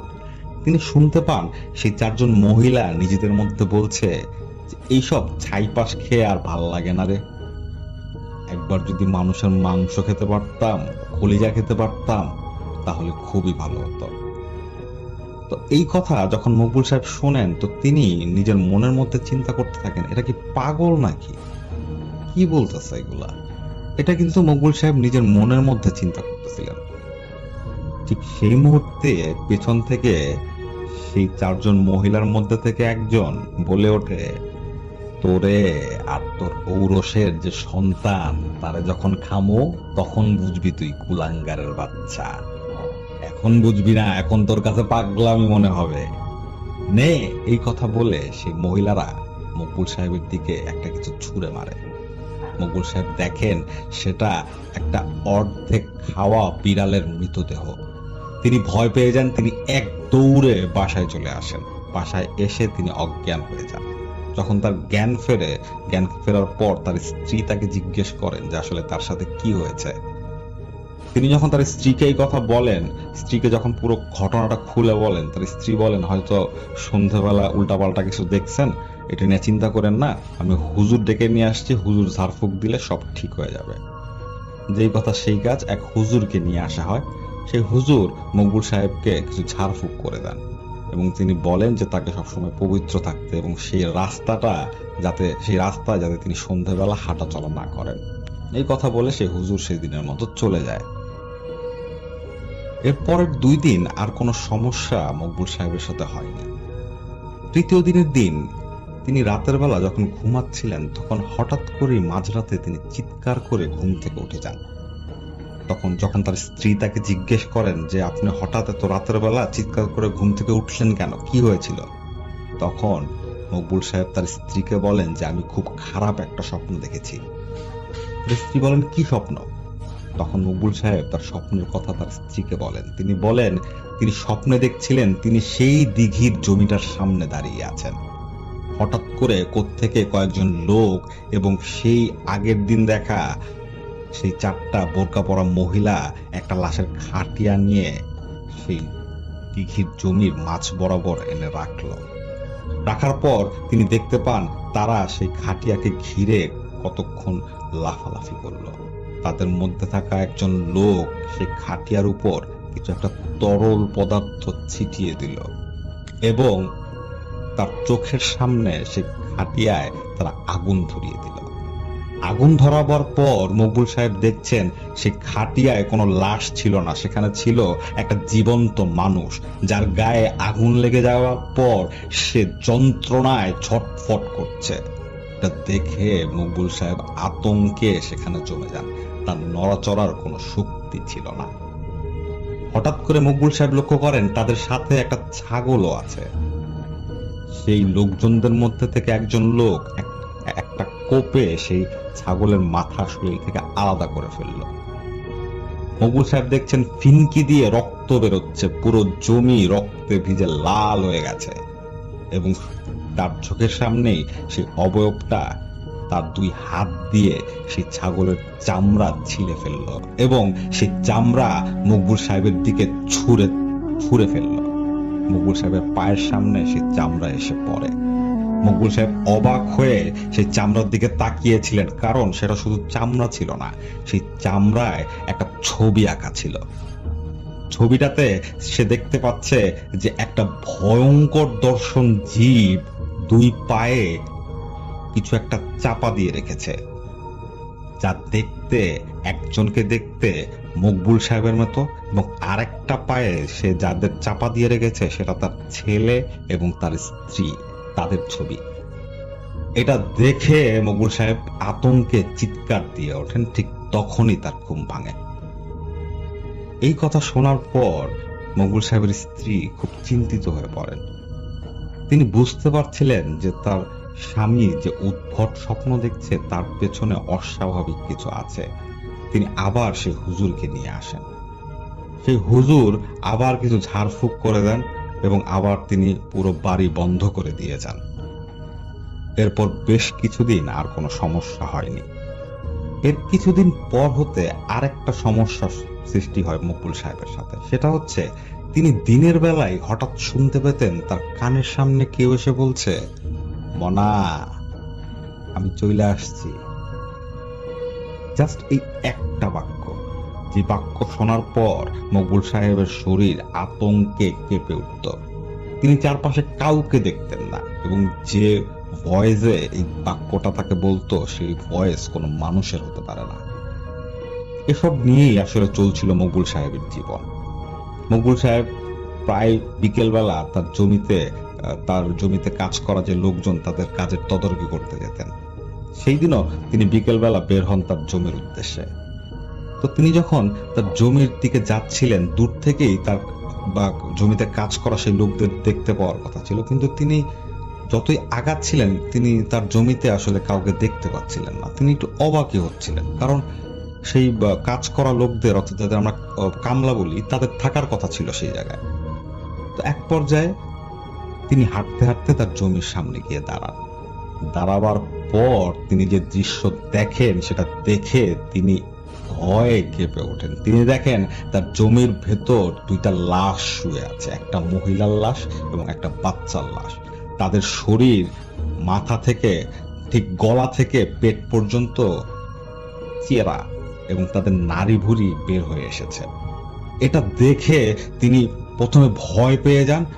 একে তো অশরীরী একটা ভয়, আর আরেকটা ভয় হচ্ছে যে তার জমিতে এই দুইটা মৃতদেহ পড়ে আসছে। পুলিশ যদি আসে সেক্ষেত্রে তাকেই ধরবে প্রথমে। তিনি হন্যে হয়ে তার জমির সেই কামলাদের খোঁজা শুরু করেন। তিনি যখন দিক বিদিক শূন্য হয়ে চারদিকে ছোটাছুটি করছিলেন, তখন তিনি দেখেন যে তার কামলারা ফিরে আসছে।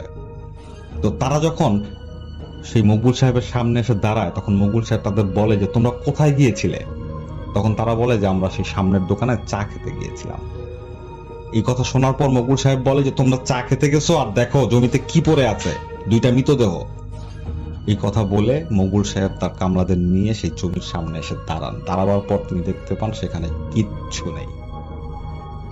তখন সেই কামলারা মকবুল সাহেবকে বলে যে হুজুর, এখানে তো কেউ নাই, আপনি কি দেখছেন? ঠিক সেই মুহূর্তে মকবুল সাহেব আবার শোনেন তার কানের সামনে কেউ বলছে, মনা, আমি আইসা পড়ছি। মকবুল সাহেব মাথা ঘুরিয়ে পেছনে তাকাবার পর তিনি দেখতে পান তার সামনে কিছুক্ষণ আগে দেখা সেই মহিলা এবং সেই বাচ্চার লাশ দুইটা দাঁড়িয়ে আছে, ঠিক যেভাবে মানুষ দাঁড়িয়ে থাকে জীবিত অবস্থায় সেভাবে, এবং তাদের পেট থেকে নাড়ি ভুঁড়িগুলো সমানে সামনে বের হয়ে এসেছে। এটা দেখে তিনি তার কামলাদের দিকে বলেন যে এই দেখ, এদেরই আমি দেখেছিলাম আমার জমিতে শুয়ে থাকতে, এরাই ছিল। তো তিনি যখন এই কথা বলতে বলতে তার কামলাদের দিকে ফিরে তাকান, তিনি দেখতে পান সেখানে দাঁড়ানো কাউকেই তিনি চিনেন না। অপরিচিত কিছু অবয়ব তাকে ঘিরে দাঁড়িয়ে আছে।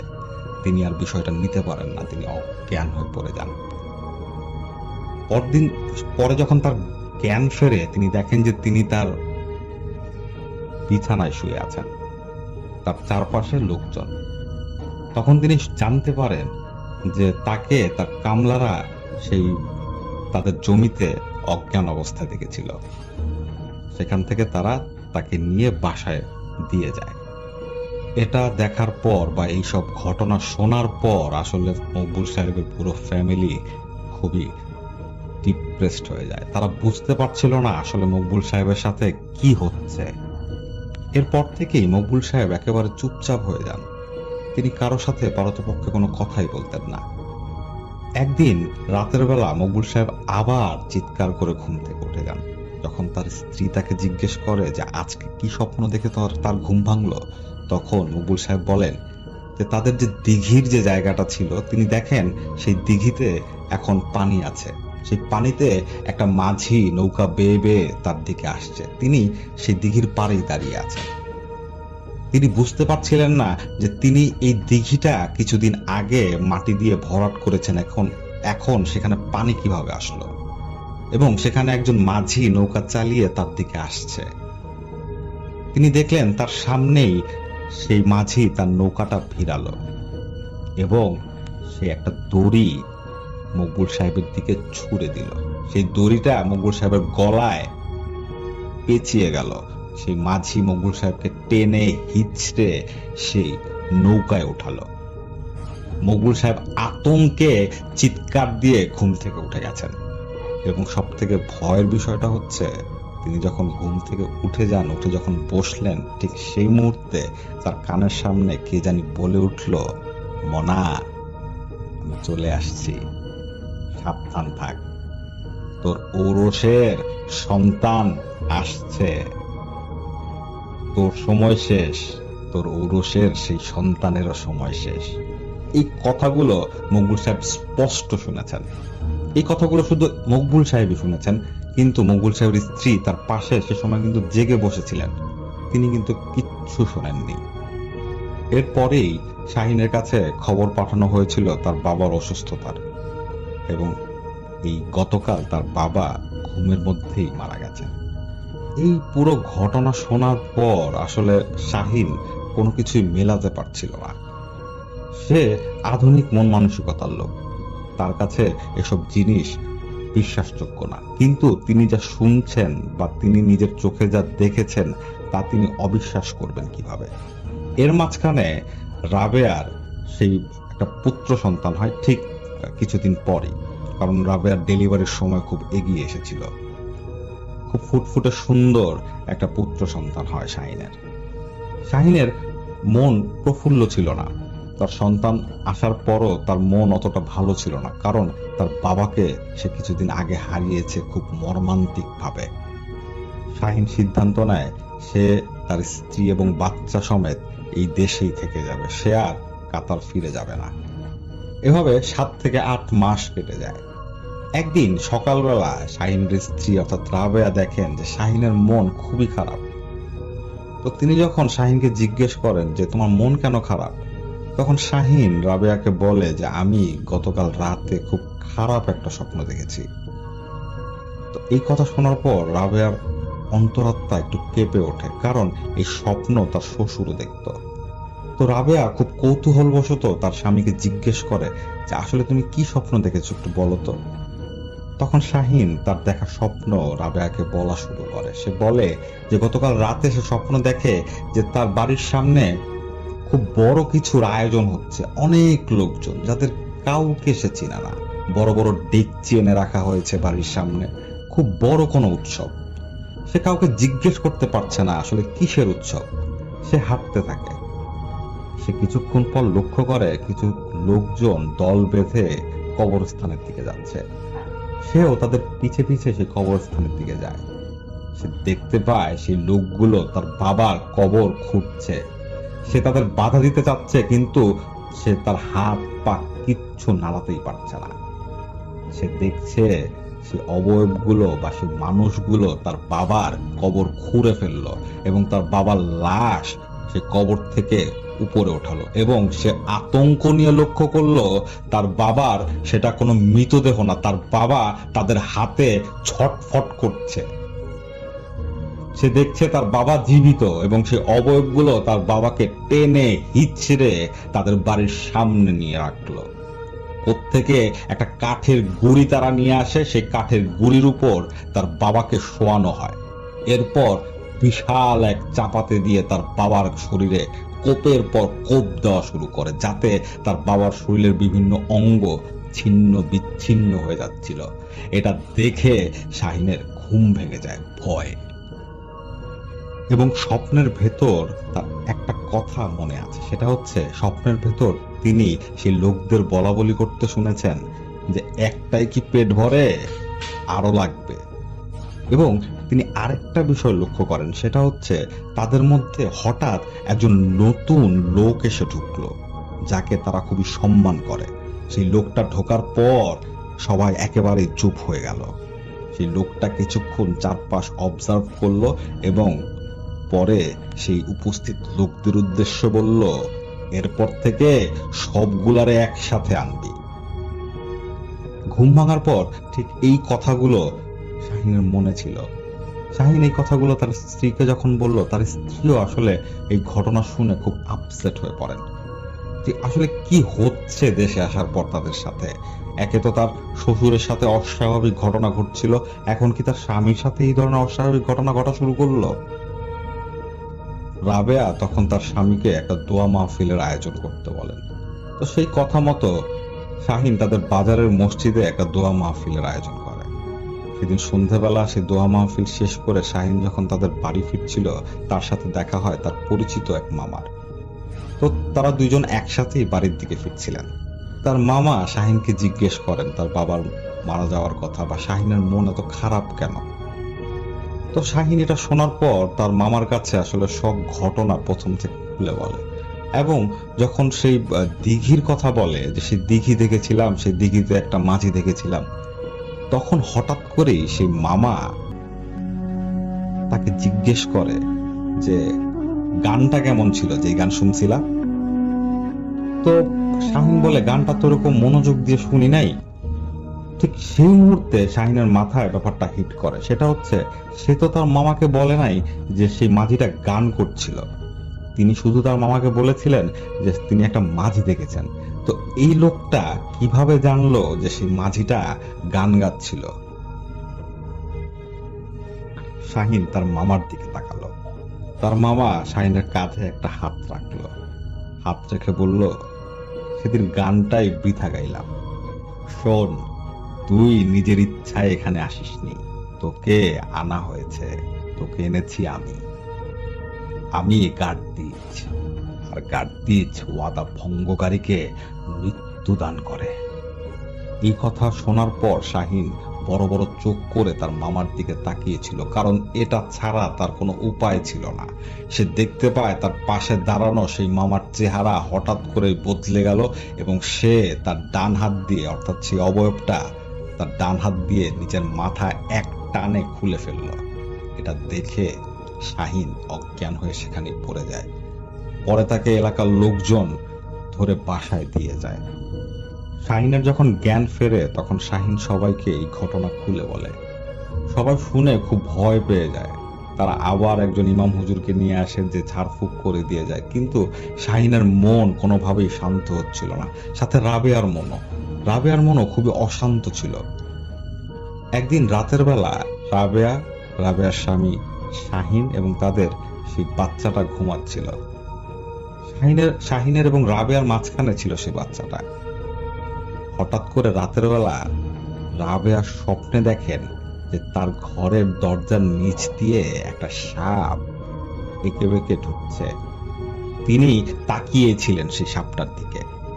তিনি দেখেন সেই সাপটা তাদের খাটের যে পায়া, সেই পায়া বেয়ে বেয়ে উপরে উঠল, এবং সে তার পাশে শুয়ে থাকা তার স্বামীর পায়ের উপর কোনোভাবে উঠে পড়ল। উঠে পড়ার পর সে ধীরে ধীরে তার স্বামীর বুকের উপর এসে দাঁড়ালো। এরপর সেই সাপটা হঠাৎ করেই তার স্বামীর ঠিক ডান পাশে শুয়ে থাকা তার শিশুটার কপালে একটা ছোবল মারল। সেই ছোবল যখন মারল, ঠিক তখনই রাবেয়ার ঘুম ভেঙে যায়, এবং ঘুম ভাঙার পর রাবেয়া দেখতে পায় তার বাচ্চা তার স্বরে কান্না করছে, এবং তার স্বামী অর্থাৎ শাহিন তার দিকে অদ্ভুত ভঙ্গিতে তাকিয়ে আছে, যেটা দেখে রাবেয়ার প্রত্যেকটা লোম দাঁড়িয়ে যায়।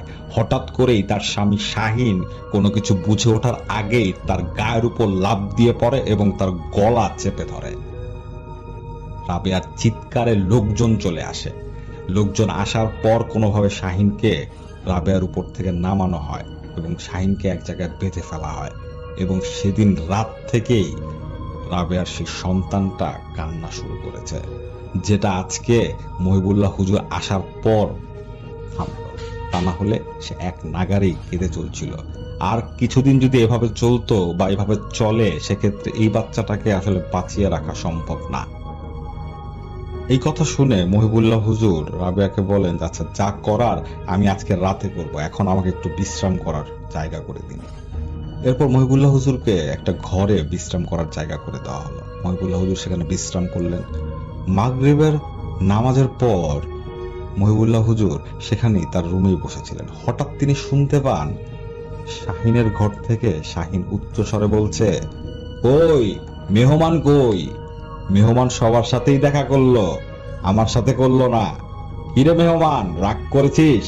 আয় আয়, দেখা করে যা, তোর জন্যই তো বসে আছি, খেলবি না? আয়। এই কথা শোনার পর মহিবুল্লাহ হুজুর ধীরে ধীরে শাহিনের রুমে ঢোকেন। রুমে ঢোকার পর তিনি দেখতে পান শাহিন সে আগের মতোই বাঁধা অবস্থায় বসে আছে। এবং সে মহিবুল্লাহ হুজুরকে উদ্দেশ্য করে বলছে, কিরে প্রশ্ন প্রশ্ন খেলবি না? প্রশ্ন কর, আমি উত্তর দেই। তোরা তো প্রশ্ন প্রশ্ন খেলিস, শুরু কর, তোর সাথে খেলবো রে, আয়। তখন মহিবুল্লাহ হুজুর কোনো কথা বললেন না। তিনি শাহিনকে অবজার্ভ করছিলেন, শাহিন কি করে বা তার ভেতর থাকা সেই এন্টিটিটা কতটা খারাপ হতে পারে তার একটা মাপ তিনি করার চেষ্টা করছিলেন। কিছুক্ষণ পর হুজুর শাহিনকে জিজ্ঞেস করে, আপনি কে? তখন শাহিনের ভেতর থাকা সেই এন্টিটিটা উত্তর দেয়, আমি কে তুই জানিস, আমার নামও তুই জানিস। এত ভঙ্গিমা করে কি লাভ? এত দূর থেকে কি আমি কে এইটা জিজ্ঞেস করতে এখানে এসেছিস? যা পারিস তা কর, যা পারিস না তা করতে আসিস না। এই কথা বলে সেই শাহিন বিশ্রীভাবে হাসা শুরু করে। তখন সেই মহিবুল্লাহ হুজুর শাহিনকে আবার জিজ্ঞেস করেন যে আপনি কেন এই ফ্যামিলিটাকে কষ্ট দিচ্ছেন? হঠাৎ করে শাহিন এই প্রশ্নটা শোনার পর ক্ষেপে যায়। সে মহিবুল্লাহ হুজুরকে বলে যে আমি তোর প্রশ্নের আর কোনো উত্তর দিব না, এই ফালতু প্রশ্নের কোনো উত্তর হয় না, তুই আমার প্রশ্নের উত্তর দে। তখন মহিবুল্লাহ হুজুর তাকে বলেন যে হ্যাঁ জিজ্ঞেস করুন, আপনার কি প্রশ্ন আছে? তখন শাহিনের ভেতর থাকা সেই এন্টিটিটা বলে, একটা দরিয়া ছিল, সেই দরিয়াটা ছিল আরেকজনের, দখল নেয় আরেকজন, দখল নিয়ে সে আরেকজনের ভরসায় লাশ ভাসায়। এখন তোর কাছে প্রশ্ন হলো, যে লাশ ভাসিয়েছে তার দোষ কতটুকু? সে কি আসলেই দোষী? তখন হুজুর বলেন যে কেউ যদি খারাপ কাজ করে এবং আরেকজন যদি তাকে সাহায্য করে তাহলে দুইজনই দোষী। এই কথা শোনার পর হঠাৎ করেই শাহিন যে বাধা ছিল সে কিভাবে জানি তার বাঁধন খুলে ফেলে এবং মহিবুল্লাহ হুজুরের শরীরের উপর ঝাঁপিয়ে পড়ে তার গলা চেপে ধরে। ঠিক সেই মুহূর্তে মহিবুল্লাহ হুজুরের সাথে থাকা সেই দাদাভাই জিনদের মধ্যে সব থেকে ছোটজন, যিনি মহিবুল্লাহ হুজুরকে সবচেয়ে বেশি স্নেহ করেন, তিনি চলে আসেন এবং তিনি সেই শাহিনের মাথায় একটা লাঠি দিয়ে আঘাত করেন এবং সাথে সাথে শাহিন অজ্ঞান হয়ে পড়ে যায় এবং মহিবুল্লাহ হুজুর সেই সময় মতো রক্ষা পান। মহিবুল্লাহ হুজুর সেই ছোট দাদাভাই জিনকে জিজ্ঞেস করছিলেন যে আপনারা এত দেরিতে আসলেন কেন, আর এখনই তো খারাপ কিছু একটা হয়ে যেত। তো তখন সেই ছোট দাদাভাই জিন বলা শুরু করে যে সবকিছুরই আসলে একটা সময় আছে, প্রত্যেকটার একটা নির্দিষ্ট সময় থাকে প্রত্যেকটা কাজের। তার আগেই যদি আমরা কোনো কিছু করতে যাই সেক্ষেত্রে আসলে আমরা বিপদে পড়তে বাধ্য। তাই যে সময় যেই কাজের উপযুক্ত সময়, সেই সময় সেই কাজটা করা উচিত। ঠিক সেই মুহূর্তে শাহিনের জ্ঞান ফিরে আসে। শাহিন উঠে বসে এবং মহিবুল্লাহ হুজুরের দিকে তাকিয়ে হাসতেই থাকে এবং এক পর্যায়ে বলে, কিরে সেই দিন রেলিং এর উপর উঠে দাঁড়িয়েছিল কে?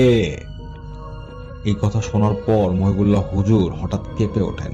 তখন সে উপস্থিত ছোট দাদাভাই জিন মহিবুল্লাহ হুজুরকে বলে, অতীতের কথা অতীতেই, এদের কথায় কোনো আমল দিবে না, এরা মানুষের দুর্বলতাকে কাজে লাগায়, এদের কাজই হচ্ছে মানুষের দুর্বলতা খুঁজে বেড়ানো, ওর কথায় কান দিও না।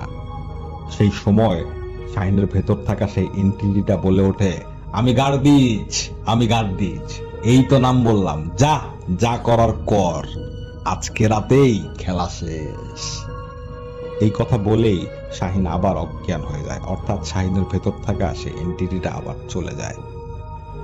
তখন সেই ছোট দাদাভাই জিন মহিবুল্লাহ হুজুরকে বলেন যে তুমি আজকের কিছুক্ষণ বিশ্রাম নাও, আমরা কিছুক্ষণ পর সবাই আসছি তোমার কাছে। এরপর মহিবুল্লাহ হুজুর শাহিনের রুম থেকে বের হয়ে যান, গিয়ে তার রুমে গিয়ে বসেন। বসার পর তিনি 2 রাকাত নফল নামাজ পড়েন। রাতের বেলা তিনি যখন অপেক্ষা করছিলেন তার দাদাভাই জিনদের জন্য, তখন তার দাদাভাই জিনেরা তার সামনে এসে হাজির হয়। দাদাভাই জিনেরা মহিবুল্লাহ হুজুরকে বলে, সবই হচ্ছে পাপের ফল, এগুলো পাপের ফল, শাহিনের ফ্যামিলি পাপের ফল ভোগ করছে, শাহিন তার বাবার পাপের কর্মফল ভোগ করছে। তখন হুজুর তার দাদাভাই জিনদের বলেন যে আপনারা আমাকে একটু খুলে বলুন কি সমস্যা হয়েছে এই ফ্যামিলিটার সাথে। তখন সেই দাদাভাই জিনদের মধ্যে যে বুজুর্গ জিন তিনি সেই ঘটনা বলা শুরু করেন। তিনি বলেন, এই যে দিঘি, এই দিঘিকে নিয়েই সব কাজ হচ্ছে। এই দিঘিটা ছিল মকবুল সাহেবের অর্থাৎ শাহিনের বাবার চাচাতো ভাইয়ের। সেই চাচাতো ভাই মারা যাওয়ার পর এই দিঘিটা পায় তার স্ত্রী এবং সন্তান। কিন্তু মকবুল সাহেবের ছিল অনেক লোভ। তিনি প্রথম দিকে তার চাচাতো ভাইয়ের স্ত্রীকে অনেক বুঝিয়ে এই সম্পত্তিটা তার নামে লিখে নিতে চেয়েছিলেন, কিন্তু তার স্ত্রী রাজি হচ্ছিলেন না। পরে তিনি একটা কালো জাদু করেন। সেই কালো জাদুর মাধ্যমে তিনি গাদ্দিজ নামের এক শয়তানকে নিয়ে আসেন এবং সেই শয়তানের সাথে তার বিনিময় চুক্তি হয়। সেই শয়তানটা প্রথমে মকবুল সাহেবকে তার বিনিময়ে সে কি চায় সেটা জানায়নি। মকবুল সাহেব লোভে পড়ে যান। তিনি সেই শয়তানটার মাধ্যমে তার চাচাতো ভাইয়ের সেই স্ত্রী এবং পুত্রকে হত্যা করেন। হত্যা করার পর তিনি তাদের মৃতদেহ এই দিঘির নিচেই সেই মাটির ভেতর দাফন করে দেন এবং তার উপর বালি ফালিয়ে পুরো জায়গাটা ভরাট করে ফেলেন এবং এলাকার যে মাতবর বা বড় মাথা ছিল তাদেরও তিনি কিছু টাকা খাওয়ান, সবার মুখ বন্ধ করে দেন। তার উদ্দেশ্য ছিল তিনি এখানে এটা ভরাট করে একটা বড় মার্কেট করবেন। তো কোনো খারাপ কাজেরই আসলে শেষটা ভালো হয় না। সেই গাদ্দিজ তার কাজ শেষ করার পর মকবুল সাহেবকে তার বিনিময়ের কথা বলে। সেটা হচ্ছে গাদ্দিজ এই কাজের বিনিময়ে মকবুল সাহেবের ছেলে শাহিনকে চায়, কিন্তু মকবুল সাহেব কোনোভাবেই তার ছেলেকে বিনিময় হিসেবে দিতে রাজি হন না। এতেই আসলে গাদ্দিজ ক্ষেপে যায় এবং সে মকবুলের পুরো ফ্যামিলিকে নষ্ট করার জন্য অর্থাৎ হত্যা করার জন্য উঠে পড়ে লাগে। তার ফলশ্রুতিতেই মকবুলের এই মৃত্যু এবং শাহিনের আজকের এই অবস্থা। খুব দ্রুতই যদি কোনো কিছু করা না যায় সেক্ষেত্রে আসলে শাহিনকেও বাঁচানো যাবে না, শাহিনের সেই ছেলেকেও বাঁচানো যাবে না।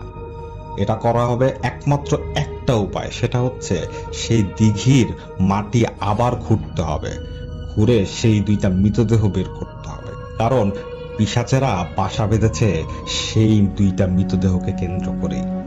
ওই দুইটা মৃতদেহ বের করে তাকে সঠিকভাবে জানাজা দিয়ে কবরস্থ করতে হবে এবং কিছু তাবিজ আছে এই বাড়ির আশেপাশে যেগুলোকে নষ্ট করতে হবে। তা না হলে এই ফ্যামিলিকে আজকে রাতে বাঁচানো সম্ভব না। যা কিছু করার আজকে রাতেই করতে হবে।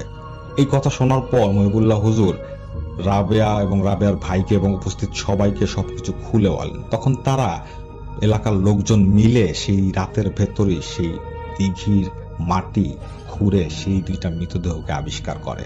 এরপর ঠিকভাবে জানাজা দিয়ে তাদের কবরস্থ করে এবং হুজুরের বলে দেওয়া কিছু জায়গা থেকে তারা কিছু তাবিজও খুঁজে পায়। সেই তাবিজও আসলে ধ্বংস করা হয়।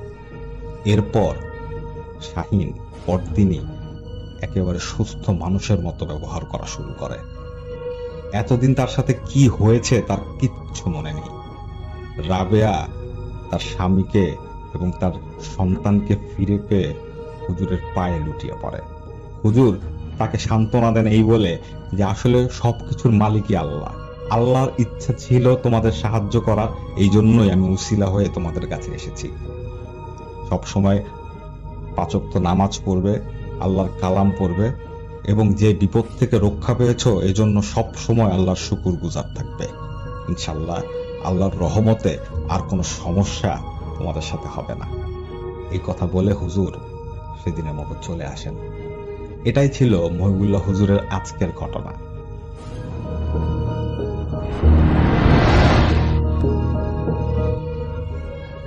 চলুন এবার মূল ঘটনায় চলে যাই। গ্রামের মানুষের মধ্যে কিন্তু আমরা অনেক একতা দেখি, একে অন্যের বিপদে এগিয়ে আসে। ওখানেও কিন্তু এমনটাই ছিল। বর্ষার সময় সকলে মিলেমিশে মাছ ধরতে যেতেন এই ফলের বিলে। ফসলের সময় আবার যার যার যেই জমি রয়েছে সেখানে কৃষকরা চাষবাস করতেন। এই ফলের বিলের যে ভিটা, এই ভিটার পাশে 50 গজের মতো দূরত্বে একটা মাছের পুকুর রয়েছে। পুকুরের উপর একটি বাবলা গাছের মোটা ডাল হেলে পড়ে আছে। সেখানে এই বক্কার চাচা আর আরেকজন ব্যক্তি, তার নাম হচ্ছে চান মিয়া। এই দুজন বসে মাছ ধরতেন, কথা বলতেন। এই পুকুরে এই চান মিয়া উনি আবার মাছ চাষ করতেন। বলে রাখা ভালো, পুকুরের পাশে একটা ছন দিয়ে তৈরি কুঁড়ে ঘর ছিল।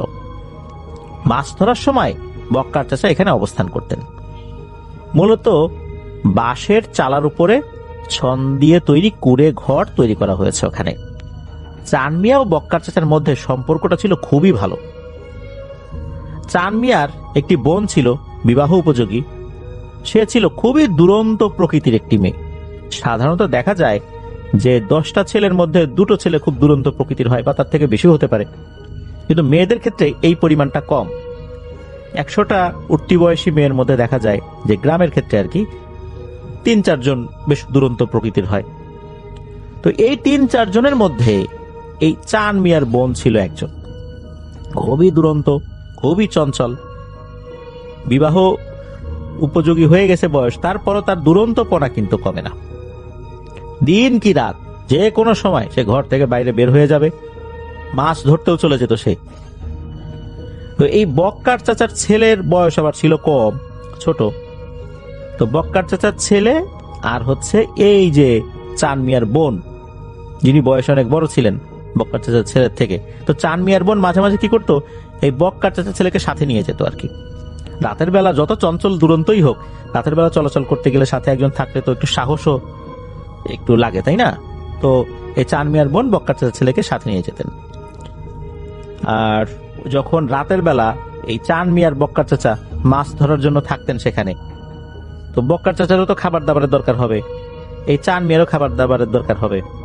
তখন চান মিয়ার জন্য তার বোন খাবার নিয়ে যেত, তার বোন আবার ডাক দিত ওই বক্কার চাচার ছেলেকে। তখন দুজনে মিলে এই দুইজনকে খাবার দিয়ে আসতেন, আবার বাড়িতে চলে আসতেন। তো চলুন ঘটনা কি ঘটেছিল সেটাই চলে যাই। তো যে ঘটনাগুলো বলবো এর অধিকাংশই কিন্তু প্রায় 20 বছরের বেশি সময় আগে। 2003 সাল, তখনও কিন্তু বক্কার চাচা বিয়ে করেন নাই।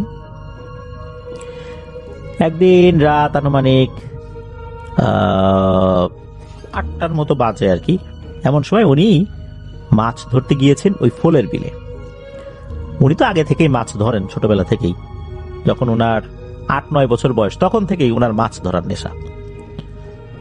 আর মাছ ধরতে উনি যখন যান তখন উনি তো দেখতে পান যে বিলের পাশে থাকা যে ভিটা, এই ভিটাটা তো উনি দেখতেই পান আর কি। তো ভিটায় নাকি উনি দেখতে পেতেন যে বড় বড় আগুনের গোলা দূর থেকে এসে ওই ভিটার উপরে পড়ে হারিয়ে যেত।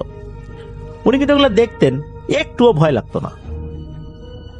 একবার হয় কি, শুকনো মৌসুমে পানি যখন শুকিয়ে গেছে অনেকটাই, কিছু কিছু জায়গায় কোমর পর্যন্ত পানি ছিল, ওই পানিগুলোতে কিন্তু অনেক মাছ পাওয়া যেত। ওইটাই কিন্তু মাছ ধরার উত্তম সময়, যারা আসলে মাছ ধরেন। অল্প পানিতে অনেক মাছ তখন চলে আসে। উনি সেই রাত্রে কি করেছেন, লম্বা একটা জাল আড়াআড়ি ভাবে ফেলেছেন, ফেলে 4টা খুঁটি বিভিন্ন দূরত্বে উনি গেড়ে দিয়ে ওই খুঁটির সাথে জালটা বেঁধে রেখেছেন। মূলত পানির স্রোতে শোল মাছ, টাকি মাছ, কই মাছ এগুলো ওই ধরনের জালে বাঁধত বেশি। উনি জাল ফেলে দিয়ে ছনের ঘরে বসে বিড়ি ফুঁকছিলেন। ওনার আবার বিড়ি খাওয়ার বেজায় নেশা ছিল। আর মাছ ধরার অপেক্ষায় রয়েছেন। রাত তখন 8:30 বেশি বেজে গেছে। ঠিক তখনই এই চান মিয়ার পুকুরের উপর একটা জিনিস দেখেন যে এই যে চান মিয়ার বোন, যে একদম ছোট থেকে খুবই দুরন্ত, চান মিয়ার বোনের মতো কেউ একজন বসে আছে ওই পুকুর পাড়ে। তো জ্যোৎস্নার আলোয় উনি দেখেন শরীরে মনে হচ্ছে স্বর্ণের অলংকার পরা রয়েছে। পুকুরের পাড়ে মানে পুকুরের পাড়ের একটা জায়গায় সে দাঁড়িয়ে আছে, অন্যদিকে মুখ ফিরিয়ে, মানে এমন ভাবে মুখ ফিরিয়ে দাঁড়িয়ে আছে, সাইড থেকে হালকা দেখা যাচ্ছে। আর চাঁদের আলোয় অলংকারগুলো চকচক করছে, দূর থেকে দেখা যাচ্ছে আর কি। উনি প্রথমে মনে করেছিলেন যে এই চান মিয়ার বোন গহনা পরে দাঁড়িয়ে আছে, তার কারণটা কি? আর এত রাত্রে চান মিয়ার বোন ছাড়া এইখানে আর কারো আসার সাহস নাই, বিশেষ করে কোনো মহিলা মানুষের। যেহেতু ছোটবেলা থেকে সে আসতো। আর এই বক্কার ভাই তো উনি পরে বিয়ে করেছিলেন, মানে বক্কার সাথে তো পরে বিয়ে করেছিলেন। ওনার সন্তান যে খাবার দিয়ে যেত আর কি, ওই চানমিয়ার বোনের সাথে এসে, বয়সে তো সে অনেক ছোট ছিল চানমিয়ার বোন থেকে, তো তখন তো আর বক্কার চাচা বিয়ে করেন নাই, তার ছেলেরও প্রসঙ্গ আর নাই তখন। তো ছোটবেলা থেকেই তো এই চানমিয়ার বোন এদিকে আসা যাওয়া করেন, কিন্তু সে তো কখনো এরকম স্বর্ণালঙ্কার পরে এখানে আসে না। আর রাতের বেলা সে ছাড়া এখানে কারো আসার সাহসও নাই, বিশেষ করে কোনো মহিলার, এটাও ওনার মাথায় আছে। কিন্তু এটা আসলে কে? হাব ভাব, উচ্চতা, মানে ওই সময় আর কি তার যতটুকু উচ্চতা ছিল বয়স অনুযায়ী, তখনও তো তার বিয়ের বয়স হয় নাই আর কি। উনি চিন্তা করতেছেন কি ব্যাপার, এই মেয়েটা এইভাবে সাজুগুজু করে দাঁড়ায় আছে কেন?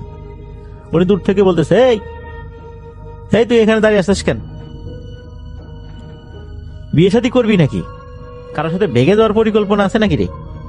তোর তো বিয়ের বয়স এখনো হয় নাই। এই যা তাড়াতাড়ি বাড়িতে যা, তাহলে কিন্তু আমি চানমিয়ারে ডাকলাম। তো উনি মজা করে এরকম বলছিলেন আর কি। উনি চিন্তা করছিলেন যে ও হয়তোবা ডাক শুনে একটু ঘুরে তাকাবে, তারপর হয়তোবা তার আসার কারণ বলবে। এমনও হতে পারে যে সে বাড়ির থেকে সাজুগুজু করে এখানে এসে দাঁড়িয়ে আছে এমনিতেই, কিন্তু উনি মজা করে বলতেছেন আর কি, যেহেতু সম্পর্কে তার ভাতিজি হয়। কিন্তু এই মেয়ে তো পেছন দিকে ঘুরেও তাকায় না। এদিকে বক্কার চাচা একটা জিনিস চিন্তা করেন যে চানমিয়ার বোন এখানে আসলো, আল্লাহ না করুক কোনো একটা বিপদ আপদ না হয়, রাতের বেলা একা একা আসছে, এমনিতে আসছে সেটা ভিন্ন বিষয়, কিন্তু এরকম সাজুগুজু করে আসছে, কোনো একটা সমস্যা যদি হয়, এদিকে সম্পর্কে তো ভাতিজি হয়, উনি কি জবাব দেবেন? যেহেতু উনি দেখে ফেলেছেন, দেখি একটু কাছে যাই, মেয়েটাকে বুঝিয়ে শুনিয়ে বাড়িতে পাঠাই দিই। তো উনি ওদিকে এগিয়ে যাচ্ছেন, মানে ওই মেয়েটার দিকে, আর কথা বলতে বলতে এগিয়ে যাচ্ছেন। এই তুই কথা বলিস না কেন রে? এদিকে তাকাস না কেন? এভাবে দাঁড়া আছিস কেন উল্টা দিকে ফিরে? উনি এগিয়ে যাওয়ার একটা পর্যায়ে মনে করেন, আচ্ছা এটা কোনো পিশাচ টিশাচ না তো, বিলের মধ্যে তো এরকম রূপ টুপ ধরে দাঁড়ায় থাকতে পারে। ওই চিন্তা করেই উনি আবার ঘুরে গিয়ে ওই সোনার ঘরের ভিতর থেকে একটা কাঁচি হাতে নিয়ে বের হয়েছেন। ওনার মাথায় কিন্তু ওই সময় ওই সেন্সটা হঠাৎ করে কাজ করেছিল, যার কারণে উনি আবার ঘুরে গিয়ে কাঁচি হাতে নিয়ে বের হয়েছেন। এরপর আবার কথা বলতে বলতে এগিয়ে যাচ্ছেন। এই কিরে, তুই এখনো দাঁড়ায় আছিস, বাসায় যাস না? আমি এত ডাকতেছি তুই শুনতে পাস না? এই বলতে বলতে যখন একদম কাছাকাছি চলে গেছেন, তখনই ঘটে ভয়ঙ্কর ঘটনা। ওই সময় ওই মেয়েটা বক্কার চাচার দিকে ঘুরে তাকায়। ঘুরে তাকিয়ে সে এমন বিদঘুটে ভাবে খিলখিল করে হেসে দেয়, এই হাসি শোনার সাথে সাথে ওনার তো কলিজা ফেটে যাওয়ার উপক্রম হয়। আর তখন এই হাসির সাথে এমন একটা ভয়ঙ্কর জিনিস উনি দেখেছিলেন, যা দেখার জন্য উনি মোটেও প্রস্তুত ছিলেন না। উনি দেখেন ওই মেয়েটার মুখের ভেতর থেকে আগুন বের হচ্ছে। অনেকটা আমরা সিনেমায় যেরকম দেখি যে ড্রাগনের মুখের ভিতর দিয়ে আগুন বের হচ্ছে, মনে হচ্ছে ওই রকম ভাবে আগুন বের হলো। এইটা দেখার সাথে সাথে উনি দুই চোখ বন্ধ করে ফেলেন। 5 সেকেন্ডের মতো উনি চোখ বন্ধ করেছিলেন, এরপর চোখ খুলে দেখেন যে ওই অবয়বটা আর নাই। উনি দ্রুত দৌড় দিয়ে সেই ছনের যে কুড়ে ঘর, ওর ভেতরে গিয়ে বসে পড়েন আর বিড়ি জ্বালিয়ে টানছেন আর ভাবছেন যে এটা কি দেখলাম আমি। উনি ভেবেছিলেন যে এতটুকুই দেখেছেন, ঘটনা শেষ, কিন্তু না। ওনার কাছে মনে হলো যে কোন একটা শব্দ বাইরে থেকে আসছে। হতে পারে যে ওখানে চানমি আসছে, এইটা দেখার জন্য উনি আবার ওই কুড়ে ঘরের দরজাটা ফাঁকা করে বাইরের দিকে তাকিয়েছেন। উনি তখন দেখতে পান চানমিয়ার পুকুরের উপরে যে বাবলা গাছটা, যেটা কথা আমরা শুরুর দিকে বলেছিলাম যে একটা ডাল ওই পুকুরের উপরের দিকে ঝুলে আছে বা ঝুলে থাকে আর কি, সেই ডালের উপর ওই যে অবয়বটা একটু আগেই ভয়ঙ্কর ভাবে হেসে দিয়েছিল, ওই অবয়বটা ঠিক একই রকম শাড়ি স্বর্ণালঙ্কার পরা, উল্টো দিকে ঘুরে 2 পা ওই ডালের উপর ঝুলিয়ে বসে আছে আর গুনগুন করে গান গাচ্ছে। তবে কণ্ঠস্বরটা স্বাভাবিক মানুষের মতোই আর কি, ওরকম ভয়ঙ্কর না। আর এর চুলগুলো মনে হচ্ছে অনেক বড় বড়। চুলগুলো এত বড় যে ওই ডাল থেকে চুল ঝুলে পানি স্পর্শ তো করেছে, পানির উপরও চুলগুলো ভেসে আসছে, এমন একটা অবস্থা। উনি তো এটা দেখেছেন। তখন উনি কি করেছেন, ওই ছনের ঘরের ভেতর থেকেই সাহস করে গালিগালাজ করা শুরু করেছেন। ওনাদের ধারণা ছিল গালিগালাজ করলে নাকি এই পিশাচ শ্রেণীর জিনগুলো কোনো ক্ষতি করতে পারে না, চলে যায়, কিন্তু ভয় পাওয়া যাবে না। গালিগালাজ তো করেই যাচ্ছেন। একটা পর্যায়ে দেখলেন যে ওই অভাবটি আবারও চোখের পলকে অদৃশ্য হয়ে গেল। এবার বক্কার চাচা মনে মনে একটু স্বস্তি পেলেন, যাক আপদ বিদায় হয়েছে। কিন্তু এর বেশ কিছুক্ষণ পর ঘটল অন্যরকম একটি ঘটনা। উনি বিলের মধ্যে যে লম্বা জাল 4টা খুঁটির সাথে বেঁধে রেখেছিলেন, উনি দেখতে পেলেন বড় কোনো মাছ যখন জালে বাঁধলে নড়ে ওঠে, পানির মধ্যে ওই জালগুলো নড়াচড়া করে, তারপর মাছগুলো লেজ দিয়ে বাড়িতে থাকে, তো ওই রকম হচ্ছে ওইখানে, এটা উনি দেখতে পান। চাঁদের আলোতে বা জ্যোৎস্নার আলোতে উনি দেখতে পেয়েছিলেন। আর এরকমটা দেখে তো উনি অভ্যস্ত। উনি এটাও দেখতেন যে নিচ থেকে বুদবুদ উঠছে, মনে হচ্ছে বড় কোনো মাছ ওখানে পড়ে গেছে ওনার ওই পাতা জালে। উনি চিন্তা করছেন বড় টাইপের হয়তো বা কোনো শোল মাছ হবে। উনি সাথে সাথে ছনের কুড়ে ঘর থেকে বের হয়ে যান এবং জালের কাছেও চলে যান খুবই দ্রুততার সাথে। জালের কাছে গিয়ে জাল উঁচু করে দেখেন মাছ তো দূরের কথা, একটা চুনো পুটিও বাঁধে নাই। উনি চিন্তা করেন কি ব্যাপার, তাহলে কি দেখলাম। ওই সময় উনি আবার দেখেন কি, যে উনি যেই জায়গাতে জালটা উঁচু করেছিলেন ওখান থেকে আরেকটু দূরে আরেকটা খুঁটি রয়েছে না, ওই একই জাল, ওই খুঁটির কাছে মনে হচ্ছে একই রকম ভাবে সেখানে নড়ছে, সেখান থেকে বুদবুদ উঠছে। উনি চিন্তা করেন এখান থেকে মাছটা সরে গিয়ে হয়তো ওখানে গেছে। এই চিন্তা করে উনি আবার ওই খুঁটির কাছে গিয়েছেন, দেখেন ওই খুঁটিতেও একই অবস্থা, সেখানে একটা চুনোপুটিও ধরা পড়েনি। তখন আবার দেখেন যে আর একটা খুঁটির কাছে এরকম হচ্ছে। উনি আবার ওখানে যান, আবার ওখানে গিয়ে দেখেন একই রকম অবস্থা। তখন উনি বুঝতে পারেন না রে, এটা তো স্বাভাবিক কোনো বিষয় বলে মনে হচ্ছে না। মাছ ধরা দীর্ঘ অভিজ্ঞতায় ওনার কাছে তো এমন কখনোই মনে হয়নি। এটা যে একটা ভয়ঙ্কর ঘটনা উনি তখন বুঝতে পারলেন। আর যখনই উনি বুঝতে পেরেছেন তখনই মনে হলো পানির নিচ থেকে কোনো একটা হাত ওনার পা যেন খপ করে ধরে ফেলেছে আর ওনাকে পানির ভেতরে নিয়ে যাওয়ার চেষ্টা করছে। ওই সময় উনি একটা খুঁটির কাছাকাছি ছিলেন, তো খুঁটিটা ধরে ফেলেছেন। পানির নিচ থেকে এমন হ্যাঁচকা টান দিচ্ছে ওনাকে পানির ভেতরে নিয়ে যাবে। ওখানে তো পানি খুব বেশি না, কোমর পর্যন্ত পানি, কিন্তু তারপরেও পানির ভেতরে নিয়ে যদি কাউকে চেপে ধরা হয় সে তো নিঃশ্বাস নিতে পারবে না। ওই সময় আল্লাহর কি অশেষ রহমত, এই যে চান মিয়া সে টর্চ লাইট মারছে এই বক্কার চাচার দিকে, বলে বক্কার, এই বক্কার কি রে, কি হইলো, ওরকম করতেছিস কেন, বড় মাছ পাইছিস নাকি? তখন আবার ওই বক্কার চাচা বলে, এই তুই তাড়াতাড়ি এদিকে আয়, অনেকক্ষণ ধরে তোর বোনের সুরত ধরে আমাকে ভয় দেখানোর চেষ্টা করতেছিল একটা পিশাচ জিন, তুই তাড়াতাড়ি আয়, আমাকে এখন পানির মধ্যে নিয়ে গেল। তো এই কথা যখনই বলেছেন সাথে সাথে তো ওই যে চান মিয়া উনি দৌড়ে চলে এসেছেন পানির ওইটুকু গভীরতায়। যখনই নেমে ওনাকে টাচ করেছেন সাথে সাথে এই বক্কার চাচার কাছে মনে হলো যে ওই হাতটা তাকে ছেড়ে চলে গেল। বক্কার চাচা উনি তো উপরে ওঠেন, চান মিয়াকে ধন্যবাদ জানান যে আল্লাহর অশেষ রহমতে তুই যদি এখন না আসতেই আমার এখন কি পরিণতি হইতো তা আল্লাহ ছাড়া আর কেউ জানে না।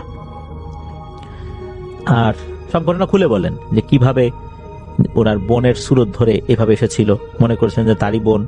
উনি বলতেছেন যে আমার বোন তো ঘরে ঘুমায়, ও আজকে সন্ধ্যার পরপরই ঘুমায় পড়ছে, আর এই জন্য আমি রাতের বেলা একবারে খাওয়া দাওয়া শেষ করে আসলাম, যেহেতু রাতের বেলার খাবার দিতে কেউ আসবে না, এই জন্য আমি খাওয়া দাওয়া করে আসছি, দেরি হয়ে গেছে। তখন এই চান মিয়া উনি একটা বুদ্ধি দেন যে তুই কি গালিগালাজ করছিলি? তখন ওই বক্কার চাচা বলেন যে আমি এই গালিগালাজ করছিলাম। তখন চান মিয়া বলেছিলেন যে গালিগালাজের পরিমাণ আরো বাড়াই দিতি, তাহলে এরা চলে যেত। মানে এটা ওনাদের একটা বিশ্বাস যে গালিগালাজ করলে নাকি এই দুষ্টু শ্রেণীর জিনেরা কোনো ক্ষতি না করে চলে যায়। তো ঘটনা এখানে এই পর্যন্তই ছিল।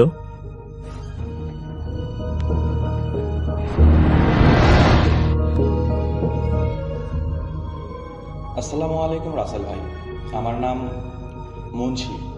আমি গোপালগঞ্জ জেলার সদর থানায় থাকি, এখানেই আমার জন্ম। যাই হোক, মূল ঘটনায় আসি। আমার জানা 3টি ঘটনা আছে, ভালো লাগলে পড়ে শোনাবেন। ঘটনা 1, লোকটার নাম ছিল কানা মামা। আমার মা এবং আমার খালারা তাকে কানা মামা বলে ডাকত। লোকটা আজন্ম অন্ধ। আমি জানতাম অন্ধদের একটা ভালো গুণ আছে, তারা যে রাস্তায় বারবার যাতায়াত করে সেই রাস্তার দিনের বেলায় যে সময় তাকে রেখে আসা হোক না কেন, তারা ঠিকই রাস্তা চিনে বাড়িতে ফিরে আসে। কিন্তু কানা মামার ক্ষেত্রে তা ছিল ব্যতিক্রম। তিনি নিজে থেকেই অনেক মাইল পথ পাড়ি দিয়ে অন্য গ্রামে চলে যেতেন। আবার তিনি নিজে নিজেই গভীর রাতে বাড়িতে ফিরে আসতেন এবং দরজার সামনে দাঁড়িয়ে নিজের শরীর ছাড়তেন আর যা তা বলে ধমক দিতেন। আসলে তিনি ছিলেন একজন ওঝা। গ্রামের মানুষ বা গ্রামের লোকেরা লোকমুখে জানা যায় তিনি কালো জাদু জানতেন। তার সাথে কিছু জিনের সর্দারও চলাফেরা করত। তারাই তাকে রাতের বেলা পথ দেখিয়ে নিয়ে যায়। আর আরেকটি দক্ষতা ছিল, তিনি মানুষের স্বর শুনেই বলে দিতে পারতেন কে তার সাথে কথা বলছে। লোকটাকে আমার মা প্রায় 16 বছর পর গ্রামে গিয়ে একদিন তাকে দেখে বলে, কানা মামা কেমন আছেন? তখন কানা মামার সাথে সাথেই উত্তর দেয়, কিরে রেনু, এত বছর পর এলি? কথিত আছে আজ থেকে প্রায় 20 থেকে 22 বছর আগে এলাকাতে একটা পুরনো বাড়ি ছিল, যেখান থেকে নাকি প্রতিদিন রাতের বেলা অদ্ভুত সব আওয়াজ আসত। কোনোদিন হয়তো বাচ্চার কান্নার আওয়াজ, আবার নুপুর পায়ে কারো হাঁটার আওয়াজ, গোঙানির মতো আওয়াজ, এগুলো পাওয়া যেত। এমনকি ওই বাড়ির বারান্দা প্রায়শই নাকি সাদা কাপড় পরিহিত একটা ছায়া দেখা যেত। তখন কানা মামা কেবলমাত্র কালো জাদু চর্চা করতে শুরু করেছে। তিনি সবাইকে বললেন যে তিনি একা রাতের বেলা বাড়িতে যাবেন এবং ওইখানে যদি কোনো অশরীরী থাকে তাহলে তিনি তাকে বন্দি করে নিয়ে আসবেন। কথা মতো তাই হলো। তিনি একা রাতের বেলা গেলেন, কিন্তু সেদিন তিনি আর ফিরে আসেননি। তার দেহ অচেতন অবস্থায় 2 দিন পর পুকুর পাড়ে পাওয়া যায়। তবে তারপর থেকে ওই বাড়ি থেকে আর কোনো আওয়াজ আসেনি। তাকে যারা ক্ষতি করে তাদের ওপর তিনি জিন দ্বারা প্রতিশোধ নিতেন। এমনকি জিনরা তার অনুপস্থিতিতে ক্ষতি করত। তার মৃত্যুর পর এমনই এক ঘটনা ঘটে। এক সদ্য বিবাহিত মেয়ে রাতের বেলা হাত মুখ ধুয়ে কলপাড়ে যায়। কিছুক্ষণ পর তার চিৎকারে তার শাশুড়ি মা বাইরে বেরিয়ে আসে। তার শাশুড়ি মা বাইরে এসে দেখেন তার বৌমাকে কেউ যেন হাওয়ায় ভাসিয়ে নিয়ে যাচ্ছে। কিছুক্ষণ পর পুকুরে ফেলে দেয় আর পানিতে চুবোতে থাকে। সে ঠিকমতো চিৎকার করতে পারছিল না, কারণ তার গলায় সোনার চেন পেঁচিয়ে গিয়েছিল এবং তার গলায় সোনার চেন যে কে যেন গলার পেঁচিয়ে ধরেছিল। তখন তার শাশুড়ি মা এলাকার লোকজন জড়ো করে মেয়েটাকে পানি থেকে তুলে উপরে ওঠায়। পরে তার ভাষ্যমতে জানা যায় যে সে একটা প্রদীপ হাতে নিয়ে যায়। চারপাশে কোনো বাতাস না থাকা সত্ত্বেও হঠাৎ প্রদীপটি নিভে যায় এবং কিছু বুঝে ওঠার আগেই তাকে পাঁচকলা করে কে যেন হাওয়ায় ভাসিয়ে পানিতে নিয়ে গিয়ে ফেলে দেয়। পানিতে ডুবোনোর চেষ্টা করে। ধারণা করা হয় তার শ্বশুর জমি জমা সংক্রান্ত কোনো একটা কারণে কানা মামার ক্ষতি করতে চেয়েছিল, তাই মৃত্যুর পর এভাবেই প্রতিশোধ নেওয়া হয়। ঘটনা 2, এটা এক বন্ধুর কাছ থেকে শোনা আমার একটি ঘটনা। একবার এক লোক ব্যবসার কাজে বিদেশ যায়। তিনি 5 স্টার হোটেলে ওঠেন। সেখানে তখন মাত্র 2টি রুম খালি ছিল, একটি দক্ষিণমুখী আর একটি ঠিক তার পাশে। তিনি ম্যানেজারের কাছে দক্ষিণমুখী রুমটি চান, কিন্তু ম্যানেজার তাকে রুমটা দেয় না, পাশের রুমটা দেয়। কারণ জানতে চাইলে ম্যানেজার বলে ওই রুমে নাকি কনস্ট্রাকশনের কাজ চলছে। এটি বলাতে ওই লোক কোনো আর চিন্তা ভাবনা না করে নিজের রুমে চলে যান। রাতের বেলা 2টা বা 3টার দিকে তিনি ধপ করে একটি আওয়াজ পান। কি যেন পাশের দেওয়ালে আঘাত করছে, সেই সাথে মৃদু কান্নার আওয়াজ আসছে। তিনি ব্যাপারটা তেমন পাত্তা না দিয়েই ঘুমিয়ে পড়েন। পরদিন ঠিক একই সমস্যা। এবার দেখা দেয় জোরে জোরে কান্নার আওয়াজ আসছে, সেই সাথে কেমন জানি একটা ধস্তাধস্তির আওয়াজ পাই। হঠাৎ করেই আবার পানি পড়ার শব্দ। তিনি জানেন ওই রুমে কেউ থাকে না। এত অস্বাভাবিক ঘটনা দেখে তিনি পরে আর চুপ থাকতে না পেরে তিনি রুমে গিয়ে দরজায় আওয়াজ করেন যে ভেতরে কে আছেন, দরজা খুলেন। কিন্তু ভেতর থেকে কোনো আওয়াজ আসে না, এবং রুম থেকে যে আওয়াজটি আসছিল সেই আওয়াজটিও বন্ধ হয়ে যায়। যখন তিনি সেখান থেকে চলে আসবেন এবং কিছু দূর চলে এসেছেন, তখন আবার আওয়াজ শুরু হয়ে যায়। এবার তিনি দরজার চাবির ফুটো দিয়ে চোখ দেন, কিন্তু ভিতরে কিছুই দেখতে পান না, শুধুই অন্ধকার। সেদিনের মতো তিনি রুমে চলে যান। পরের দিন আবার আগেভাগেই ওই রুমের সামনে দাঁড়িয়ে থাকেন, যাতে আওয়াজ হলেই চোখ রেখে দেখতে পাবেন। কিন্তু সেদিন আর আওয়াজ হয়নি। এরপরেও তিনি কৌতূহলবশত চাবির রিংয়ে ফুটোর চোখ রাখেন, দেখেন পুরো রুম লাল হয়ে আছে। এটা দেখে তিনি ভয় পান। পরের দিন তিনি হোটেলের ঝাড়ুদার এমন একজন লোকের সাথে কথা বলেন। তার ভাষ্যটা ছিল এমন যে অনেক বছর আগে একটা মেয়েকে রেপ করা হয়, তাকে খুন করে লাশ ফেলে রাখা যাওয়া হয়েছে। এরপর থেকে সেখানে নানা রকম আওয়াজ আসতো। হোটেলের সুনাম খারাপ হবে বলে আপনাকে কিছু বলা হয়নি। লোকটি তার রুমে ফিরে আসবে। এমন সময় ঝাড়ুদার তাকে ডেকে বলেন, জানেন স্যার, মেয়েটার একটা অদ্ভুত বৈশিষ্ট্য ছিল। মেয়েটার চোখের রং ছিল লাল। ঘটনা 3। এই ঘটনা আমার মায়ের কাছ থেকে শোনা। তিনি যখন ছোট ছিলেন, ওই সময়ে গ্রাম অঞ্চলের দিকে মানুষের প্রধান পেশা ছিল পুরোপুরিভাবে কৃষি। তখন এখন যেমন ব্যবসা প্রচলন ব্যাপকভাবে ঘটেছে, তখন তেমন ছিল না। সে সময় রাতের বেলা প্রায়শই ক্ষেত থেকে ধান চুরি হয়ে যাবার ঘটনা শোনা যেত।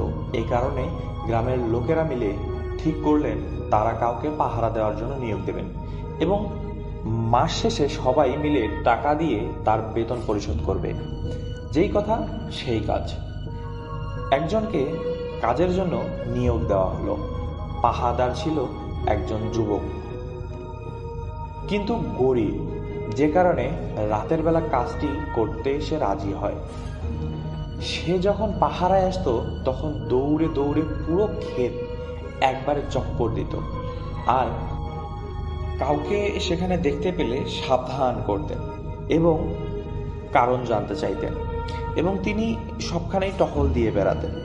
প্রথম 1 মাস কোনো সমস্যা হয়নি, কোনো রকমের চুরিও হয়নি। কিন্তু একদিন ভোরবেলা এক কৃষক ক্ষেতের পাশে একটা ডোবায় তার লাশ খুঁজে পায়। তার মাথা কেটে ফেলা হয়েছিল, আর তার হাত পা বাঁধা অবস্থায় ছিল। ক্ষেতের খানিকটা অংশ রক্তে ভরে গিয়েছিল। লোকেরা ভাবলো হয়তো চোরেরা এই কাজ করেছে, কিন্তু ঘটনার পরেও চুরির ঘটনা তেমন পাওয়া যায়নি। এই ঘটনার ঠিক কিছুদিন পর নতুন একটা ঘটনার আবির্ভাব হয়।